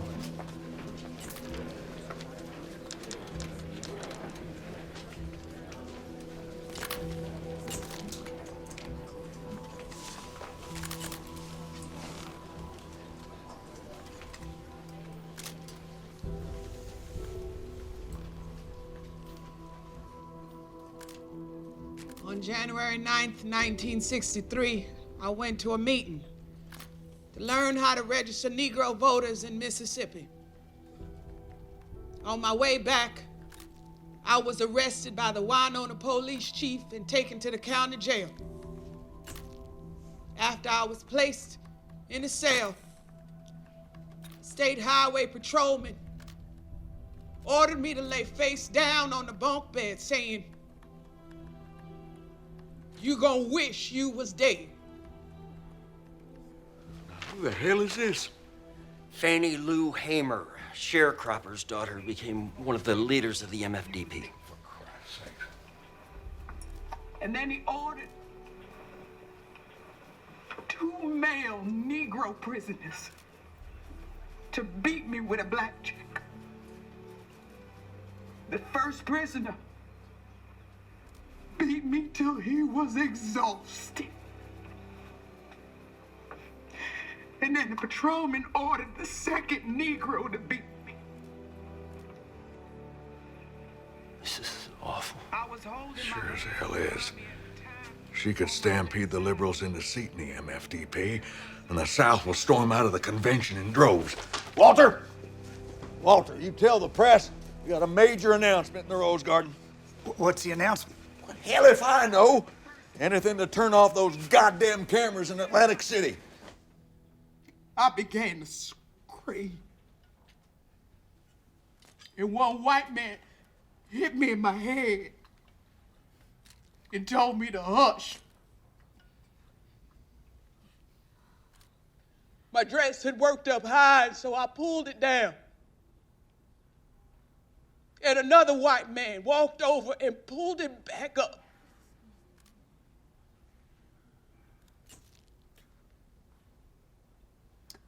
All this on account of we want to register to vote. And if the Freedom Democratic Party is not seated at this convention, I question America. Is this America? The land of the free and the home of the brave, where our lives be threatened daily because we want to live as decent human beings. All we're asking is fair representation of this. At the White House in just a few moments. Please stand by for the President of the United States. Howdy. First of all, I don't understand what's going on. It appears, Miss Hamer, we've been preempted by the president. I know a lot of people are... Still wondering who my vice presidential candidate will be. And we'll make that decision very, very soon. I promise you that. I think now I can open it up, and if you'd like to ask a few questions, I need to know everything that King and that Fannie Lou person and Bob Moses and all those goddamn people in the MFDP are talking about. I want them under constant surveillance, a whole bunch of them. Mr. President, we don't have any warrant. Well, that never stopped you before, did it? Now, I don't care what you do or how you do it. In fact, it's better if I don't know. But everything you get, you send it immediately to Walter. You understand? Yeah.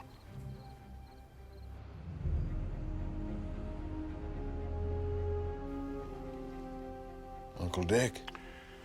You're up awful late, Mr. President. You're going to give yourself another heart attack. If I do, it'll be the Dixiecrats and Martin Luther King put me in my grave. You hear this public telegram of King's demanding that I seat the MFDP? The whole country will think the Negroes have more power in the Democratic Party than the president has, and the whole South will bolt. I warned you about that. You know what I think? I think this is something that King cooked up with Bobby Kennedy to embarrass me. Now listen. Kennedy is gonna stab me in the back and steal this nomination at the last minute. Mr. President, Robert Kennedy has no interest whatsoever in hurting you or helping Barry Goldwater. Oh, the hell with them all. I'm gonna go back home to my ranch and the people who love me. I never wanted to be president in the first place. Mr. President, forgive my frankness, but you are speaking like a spoiled child. You and I both know you're not serious. Now take a tranquilizer. Go to sleep.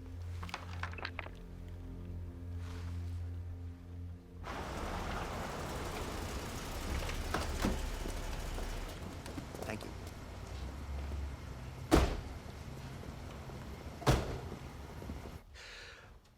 I walked into the lion's den. I argued fervently. I used all the heartstrings I had. I made no headway. God damn it. The least the MFDP might be willing to accept would be some actual votes at the convention, a few votes. Well, what did King say? He's very supportive of their leadership on this. After everything I did for him, he should have stood up for me. Why didn't somebody stand up for me? I stood up for you, Mr. President. Somebody who matters. Well, if you don't think my loyalty is important... Jesus, you are so thin-skinned. Shit. I depend on you, Hubert, you know it. Christ's sakes, there's got to be a solution here. Well, maybe we can get one or two of the Mississippi regulars to agree to step aside. They claim they're sick or something. All right. You tell them that they can have 2 voting delegates. We'll call them at-large delegates, but one of them has to be that white minister of theirs. Reverend Edwin King. Yeah, that's him. That's it. That way, it's one white man and only one Negro. We'll integrate their delegation. Who can argue with that, huh? I'll see what I can do. Well, don't see what you can do. You do what I tell you to do. Mr. President.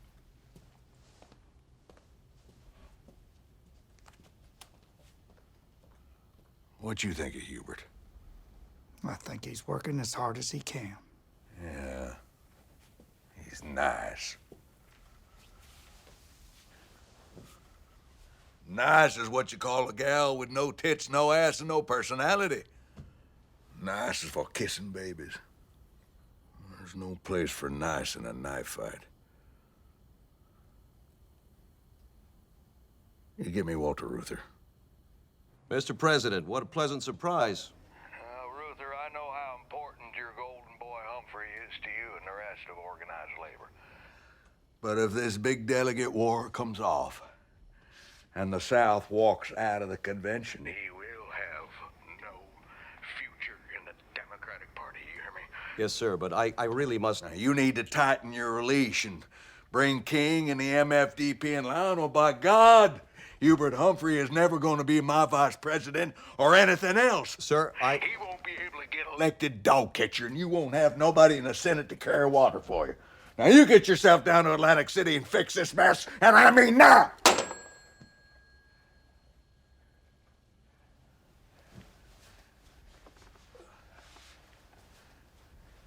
Are you all right, sir?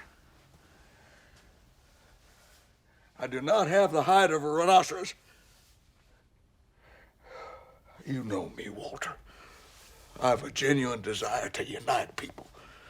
But my own people in the South are against me, and the North is against me, and the Negroes are against me, and the press sure doesn't have any damn affection for me. That's not fair, sir, not with all you've done. I could drop dead tomorrow, and there wouldn't be 10 people who'd shed a tear. Oh, no, sir. That's not true, sir. Oh, the hell it ain't.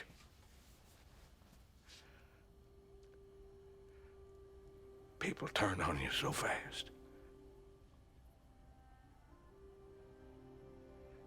When my daddy lost everything, people who'd been glad-handed him just treated him like dog shit. They humiliated him to his face in public.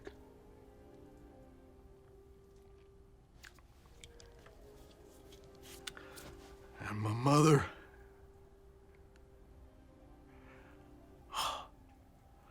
the way she'd freeze him out.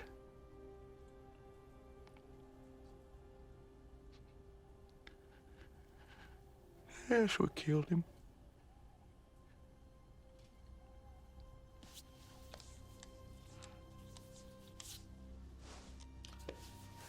You know what I think it is? People think I want great power. But what I want is great solace. A little love. That's all I want.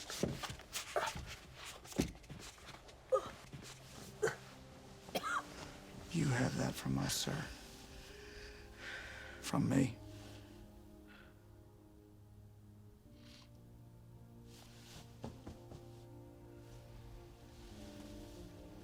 Poor Marjorie must be wondering where the hell you are.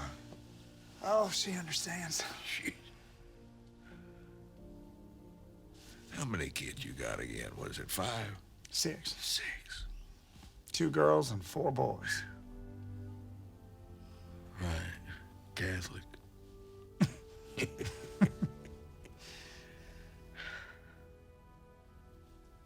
I always wanted a son. Don't get me wrong, I love Lucy and Linda, but a man wants a son.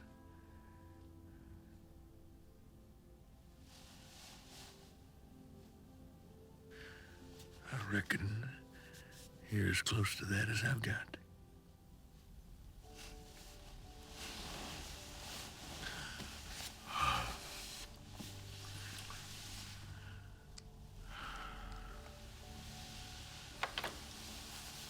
Oh, Walter.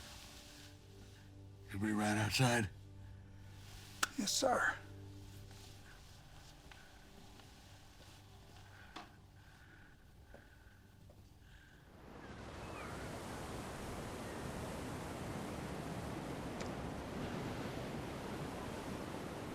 Martin. Mr. Ruther, didn't expect to see you here. Well, neither did I. I got a call from the president with a generous helping of the Texas twist. You've got to get the MFDP to compromise. Well, what the president offered was an insult. These people have shed their blood. Martin, your funding is on the line. You've got to get the MFDP on board, or there will be no more union money for the movement. Not a single goddamn dime. You would sabotage the entire civil rights movement over this. No, you would. The number of delegates at a convention, who gives a shit? It's wrong. Look, there'll be a final offer. You get your people to accept it. Or you can take your tin cup and your principles out onto the street and see how far that gets you.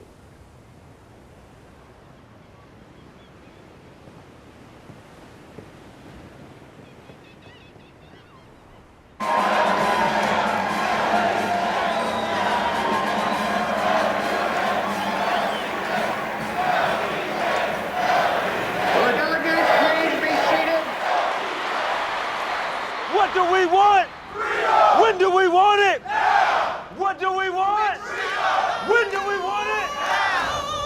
Which side are you on?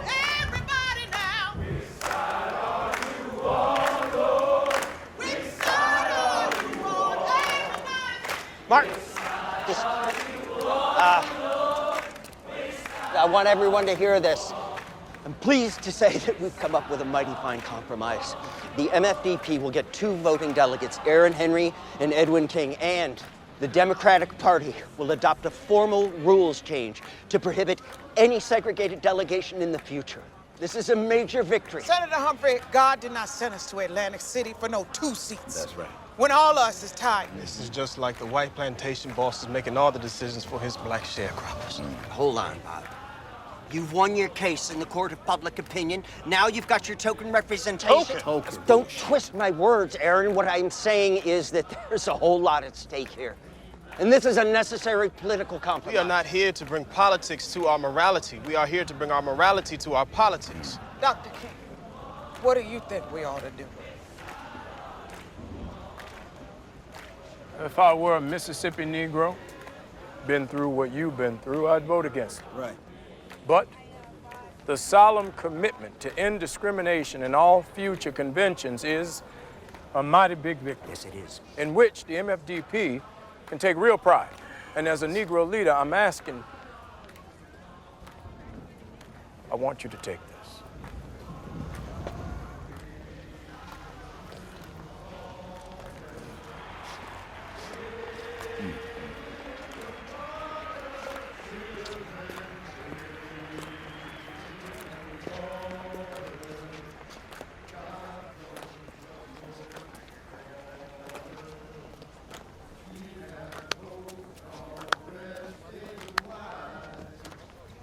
Well done, Dr. King. Solomon himself couldn't have cut that baby in half any cleaner. I may lose a battle, Bob.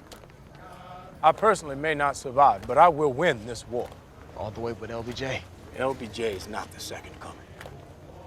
He's just like every other politician. He'll do what it takes to get elected. But I think he really wants civil rights. We've got a chance here, Bob. A real chance. Best chance in 100 years, and I will not throw it away.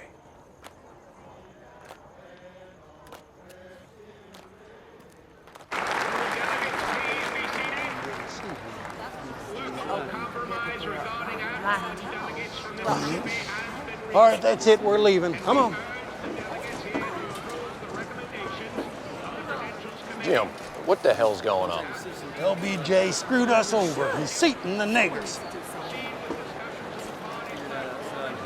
Boys, just stay here. I'll figure this out.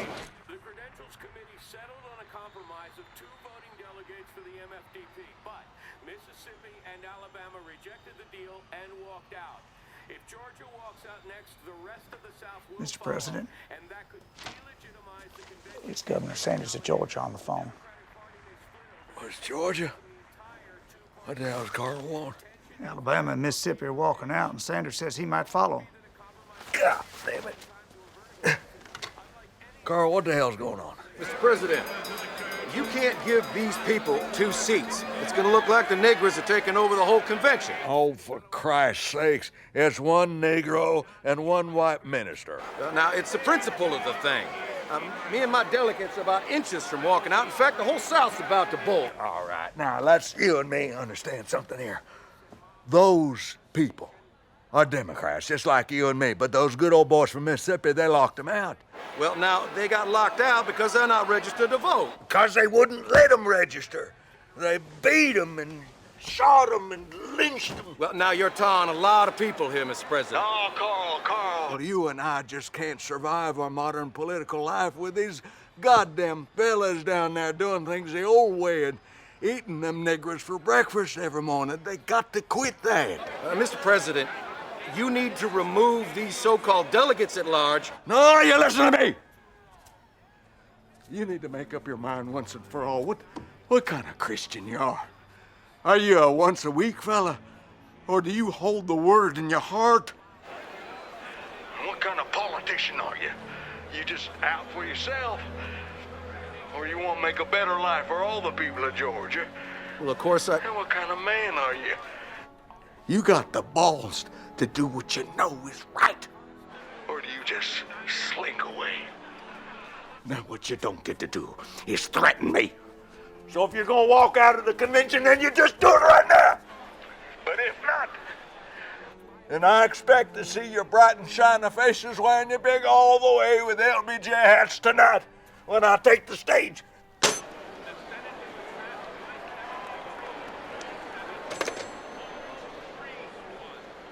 Bird, go away and let me be. can't do that, Lyndon. I won't. You're just like the rest of them. You're all against me. That is so not true. Oh, yeah. Look at me. Look at me, Lyndon. You are as brave a man as FDR and Truman and Lincoln.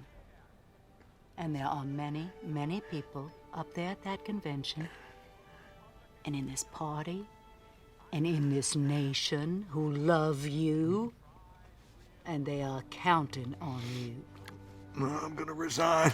Let somebody Not else going deal to with it. resign. Yes, I am. No, you are not. When your great-grandmother was hiding in the floorboards while the Comanches were raiding her house, did she flinch?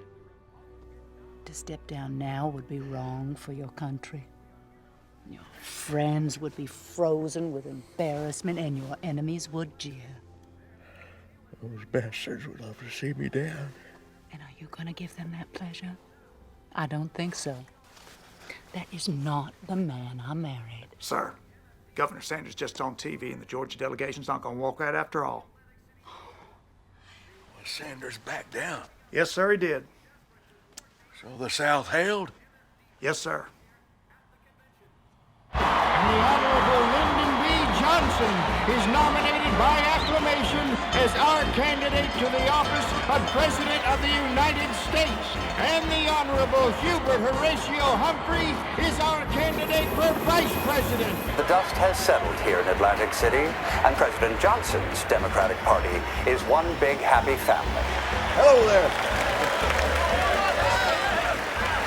Hubert, President. you look a little down in the mouth for being the next vice president. It just feels different than I thought it would. Oh, that. Well, you get over that pretty quick. The American people have no greater advocate and friend than the man the Democratic Party is proud to claim as our leader. Now, the man of the hour, Lyndon Baines Johnson.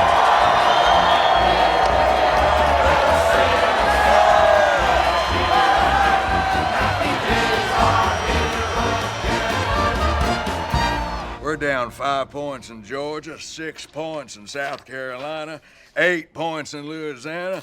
Hell, Goldwater is beating my ass by 60% in Mississippi. Now, he's getting on top. Son of a bitch is turning it around. Where the hell are the ideas? Where the hell's the solutions? Walter, I want you to change my travel schedule. Give me more time in the South, especially Louisiana, and put more money into a TV campaign down there. And as for the rest of you, what the hell are you still standing here for? Get out there and do something. Come on. No, you, Humphrey, stay here. You read this bullshit Wall Street Journal expose about my corruption? Definitely planted by Goldwater. Damn right it was. Take a look at this. Huh? Disgusting. Goldwater wants to get down into the mud. By God, I could do that. Listen here. I want you to pull together a special group separate from the campaign and hit them back with everything we got. Mr. President, I don't think sinking to their level is... Oh, for God's sake, just do it. Mr. President, you are ahead in the polls in most of the country. And so was Nixon in '60. And some people thought he would have beat Jack, except for a whole bunch of dead people voting in Chicago at the last minute. It ain't over until it's over.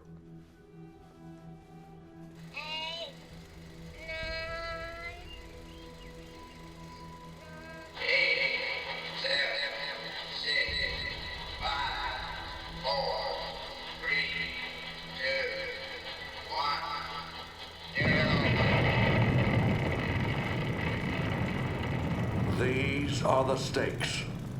To make a world in which all of God's children can live, or to go into the dark. We must either love each other, or we must die. Vote for President Johnson on November 3rd. The stakes are too high for you to stay home. Why don't you run this right away? It'll be controversial. You'll get a lot of flack. Then we'll only have to run it once and let the press do our work for us. I won't see it again. Now, Barry Goldwater says he's not a racist, but the government can't legislate what people feel in their hearts. And he's right. The law can't make white folks love you, but the law can prevent them from lynching you.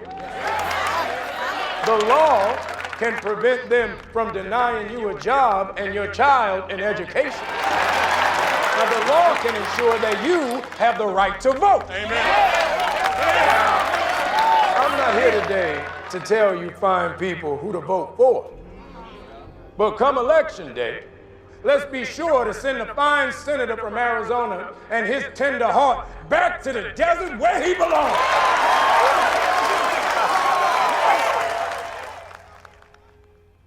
Walter was arrested? YMCA men's bathroom by the DC Vice Squad. The other man arrested was an Army staff sergeant. No. This must be some kind of mistake. No, sir. Apparently, Walter was arrested under similar circumstances 5 years ago. Now, why didn't I know that? None of us knew. This has Goldwater's fingerprints all over it. Goldwater will use this. God damn, this close to the election could be the whole ball of wax. There doesn't appear to be any security compromise at all. There damn well better not be. Your people said they vetted him. I have it right with your goddamn signature on it. Some things you can't predict. That's your job, Edgar. I will take care of this, Mr. President. And why don't that make me feel any better? You get a hold of Walter's Air Force Reserve records. Goldwater was his commanding officer. With any luck, he signed off on his fitness evaluations. We get a hold of those, and Goldwater won't be able to say shit. Walter will resign immediately. You see to it that his doctor issues a statement. He's working too hard and just snapped.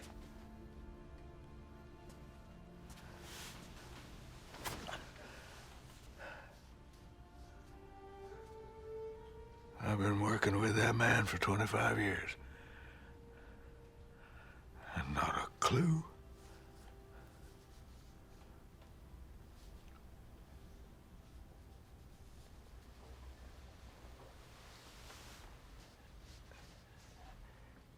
How do you know when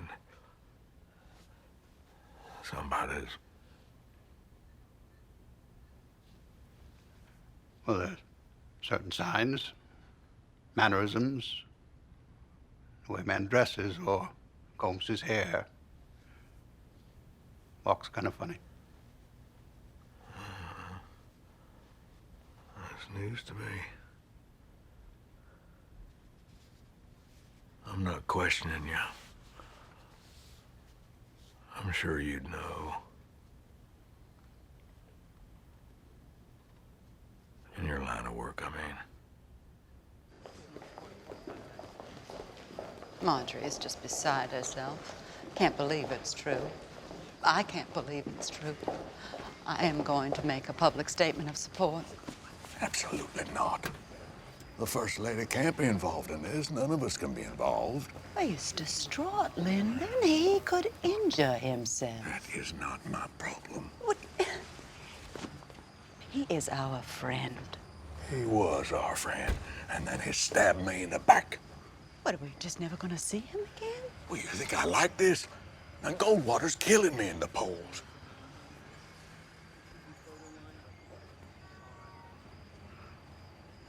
I love Walter like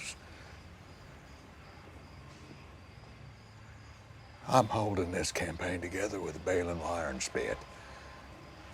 And if you're not with me, then you're against me. I know why you think you have to do this, darling. But you're wrong. You do what you must. But I will not abandon our friend. Now, if you'll excuse me, I have speeches to deliver.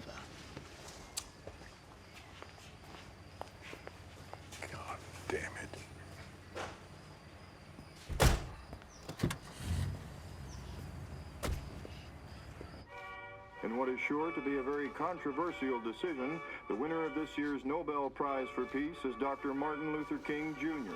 I am deeply moved and humbled by the decision of the Nobel Committee, who are devoted to the nonviolent pursuit of those rights to which every man and woman... How will you want to acknowledge Dr. King?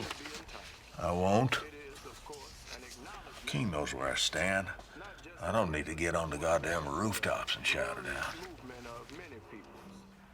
Who are devoted to the nonviolent pursuit of those rights to which... I'm supposed to have psychic abilities in order to protect the president from deviants like Jenkins, but when it comes to King, apparently no warning is strong enough. Get me the sex tapes of King with those women. And a typewriter. King, you know you are a complete fraud and a great liability to all of us Negroes. So you sure the president will be comfortable with this? Doesn't matter. King, you cannot believe in God. Clearly you don't believe in any moral principles. You could have been our greatest leader, but you turned out to be nothing but a dissolute, abnormal, moral imbecile. You are a colossal fraud, and an evil, vicious one at that. And you had better kill yourself before your filthy, fraudulent soul is bare to the nation.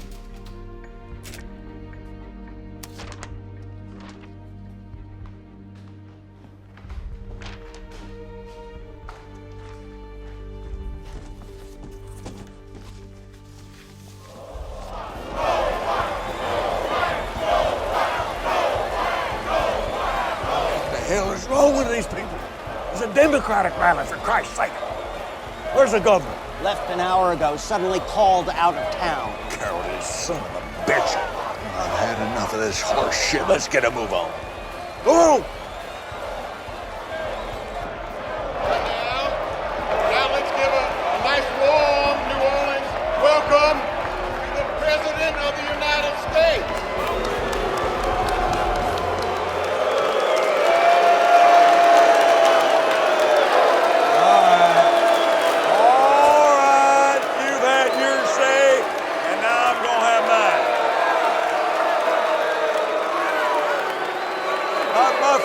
My fellow Southerners, please.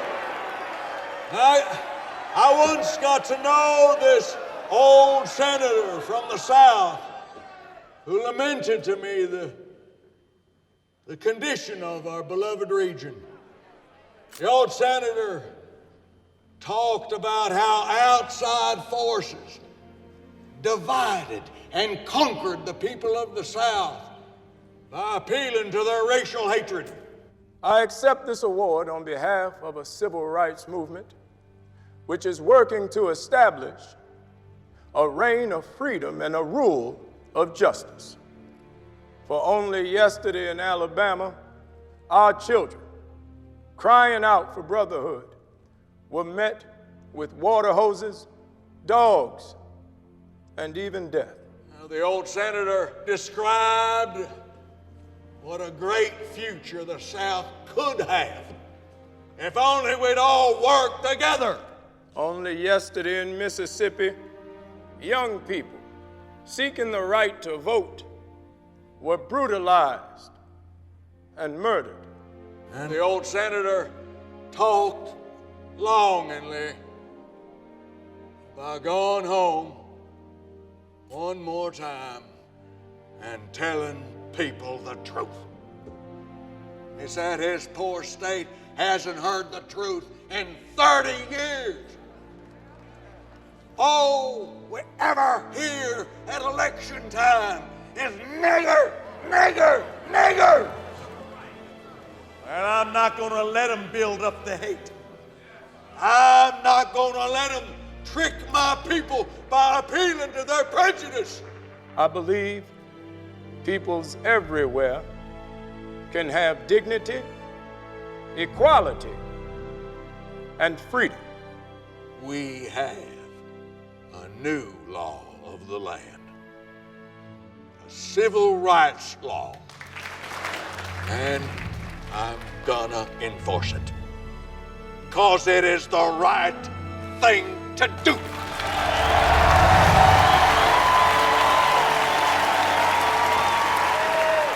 ABC News continues its coverage of Election 64. President Johnson, though he's doing extremely well in winning and carrying states, has not yet reached the position the polls gave him.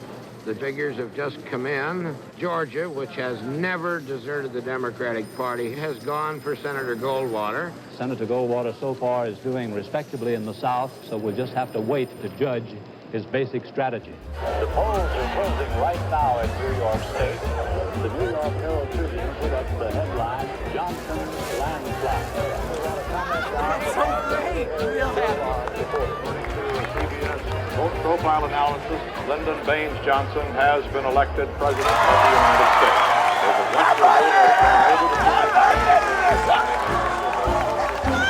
Where's Lady Bird? Right behind you, where I always been. 16 million votes. You're no accident, Mr. President. Mr. President, you got a phone call from Senator Russell. Well, all right. Well, go on, have some fun. Wait a second. Uncle Dick. Congratulations, Mr. President. Well, I'm just trying to do what the old master taught me. You know, none of this would have happened without you, Uncle Dick. None of it. Thank you, sir. Thank you. My apologies about Georgia. Well, that's disappointing, yeah. Georgia has never voted Republican before, not once. Not even during Reconstruction. Well, they'll be back. I sure wish you was here. Listen, Uncle Dick, you know we got a hell of a lot of work ahead of us. I'm counting on you now. I will give it all that I have, sir. I know you will. You enjoy your party, Mr. President. I'll see you in Washington.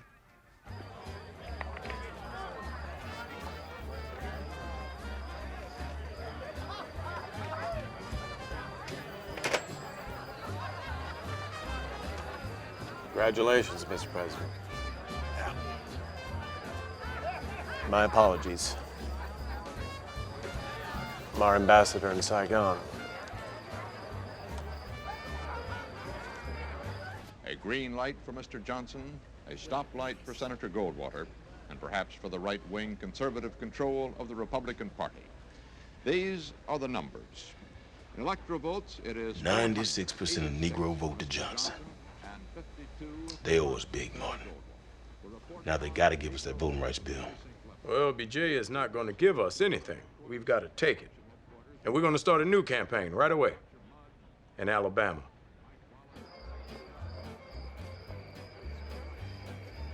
I am so glad that it's finally over, aren't you? Over? It's just getting started. What are you doing out here by yourself? Everybody's waiting for you. Come join the party. Your party. Hmm? In a minute.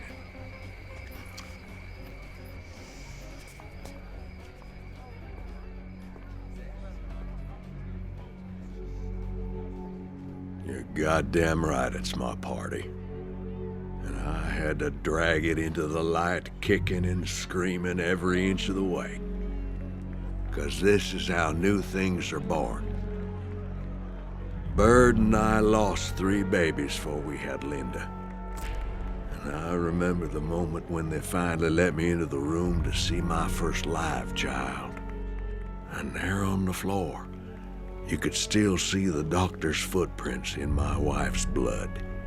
And I thought, yeah, this is familiar. I know this. But right now, we're gonna party like there's no tomorrow. 'Cause there's no feeling in the world half as good as winning. But the sun will come up, and the knives will come out.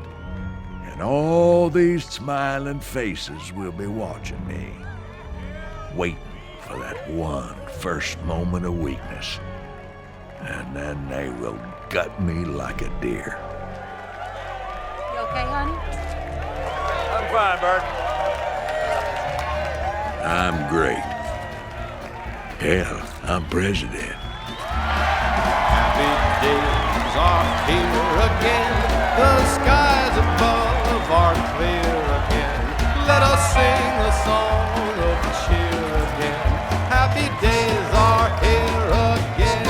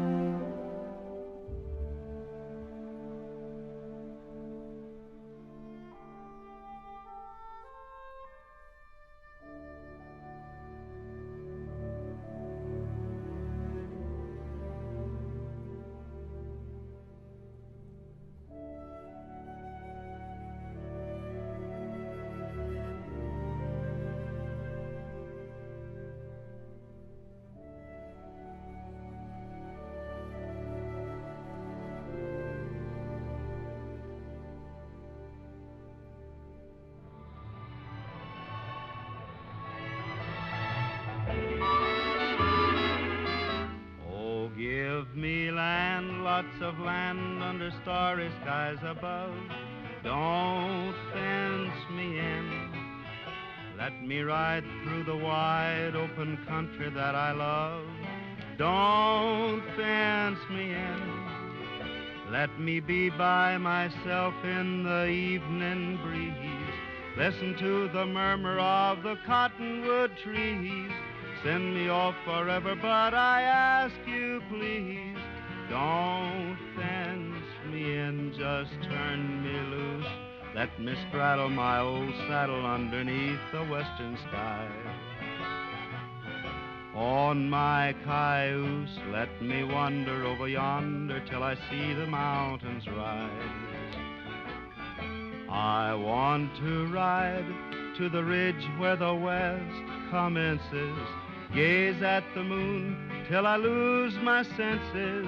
Can't look at hobbles and I can't stand fences. Don't fence me in.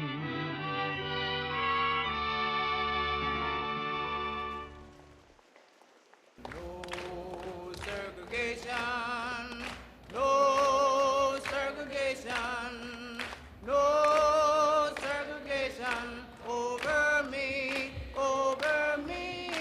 And before I'll be a slave, I'll be buried in my grave and go home to my Lord and be free and be nothing but freedom. Nothing but freedom, nothing but freedom, nothing but freedom over me, over me. And before I be a slave, I'll be buried in my grave and go home to my Lord and be free and be no more dogs, no more dogs, no more dogs, no more biting me biting me. And before I'll be a slave, I'll be buried in my grave and go home to my Lord and be free and be no more shooting, no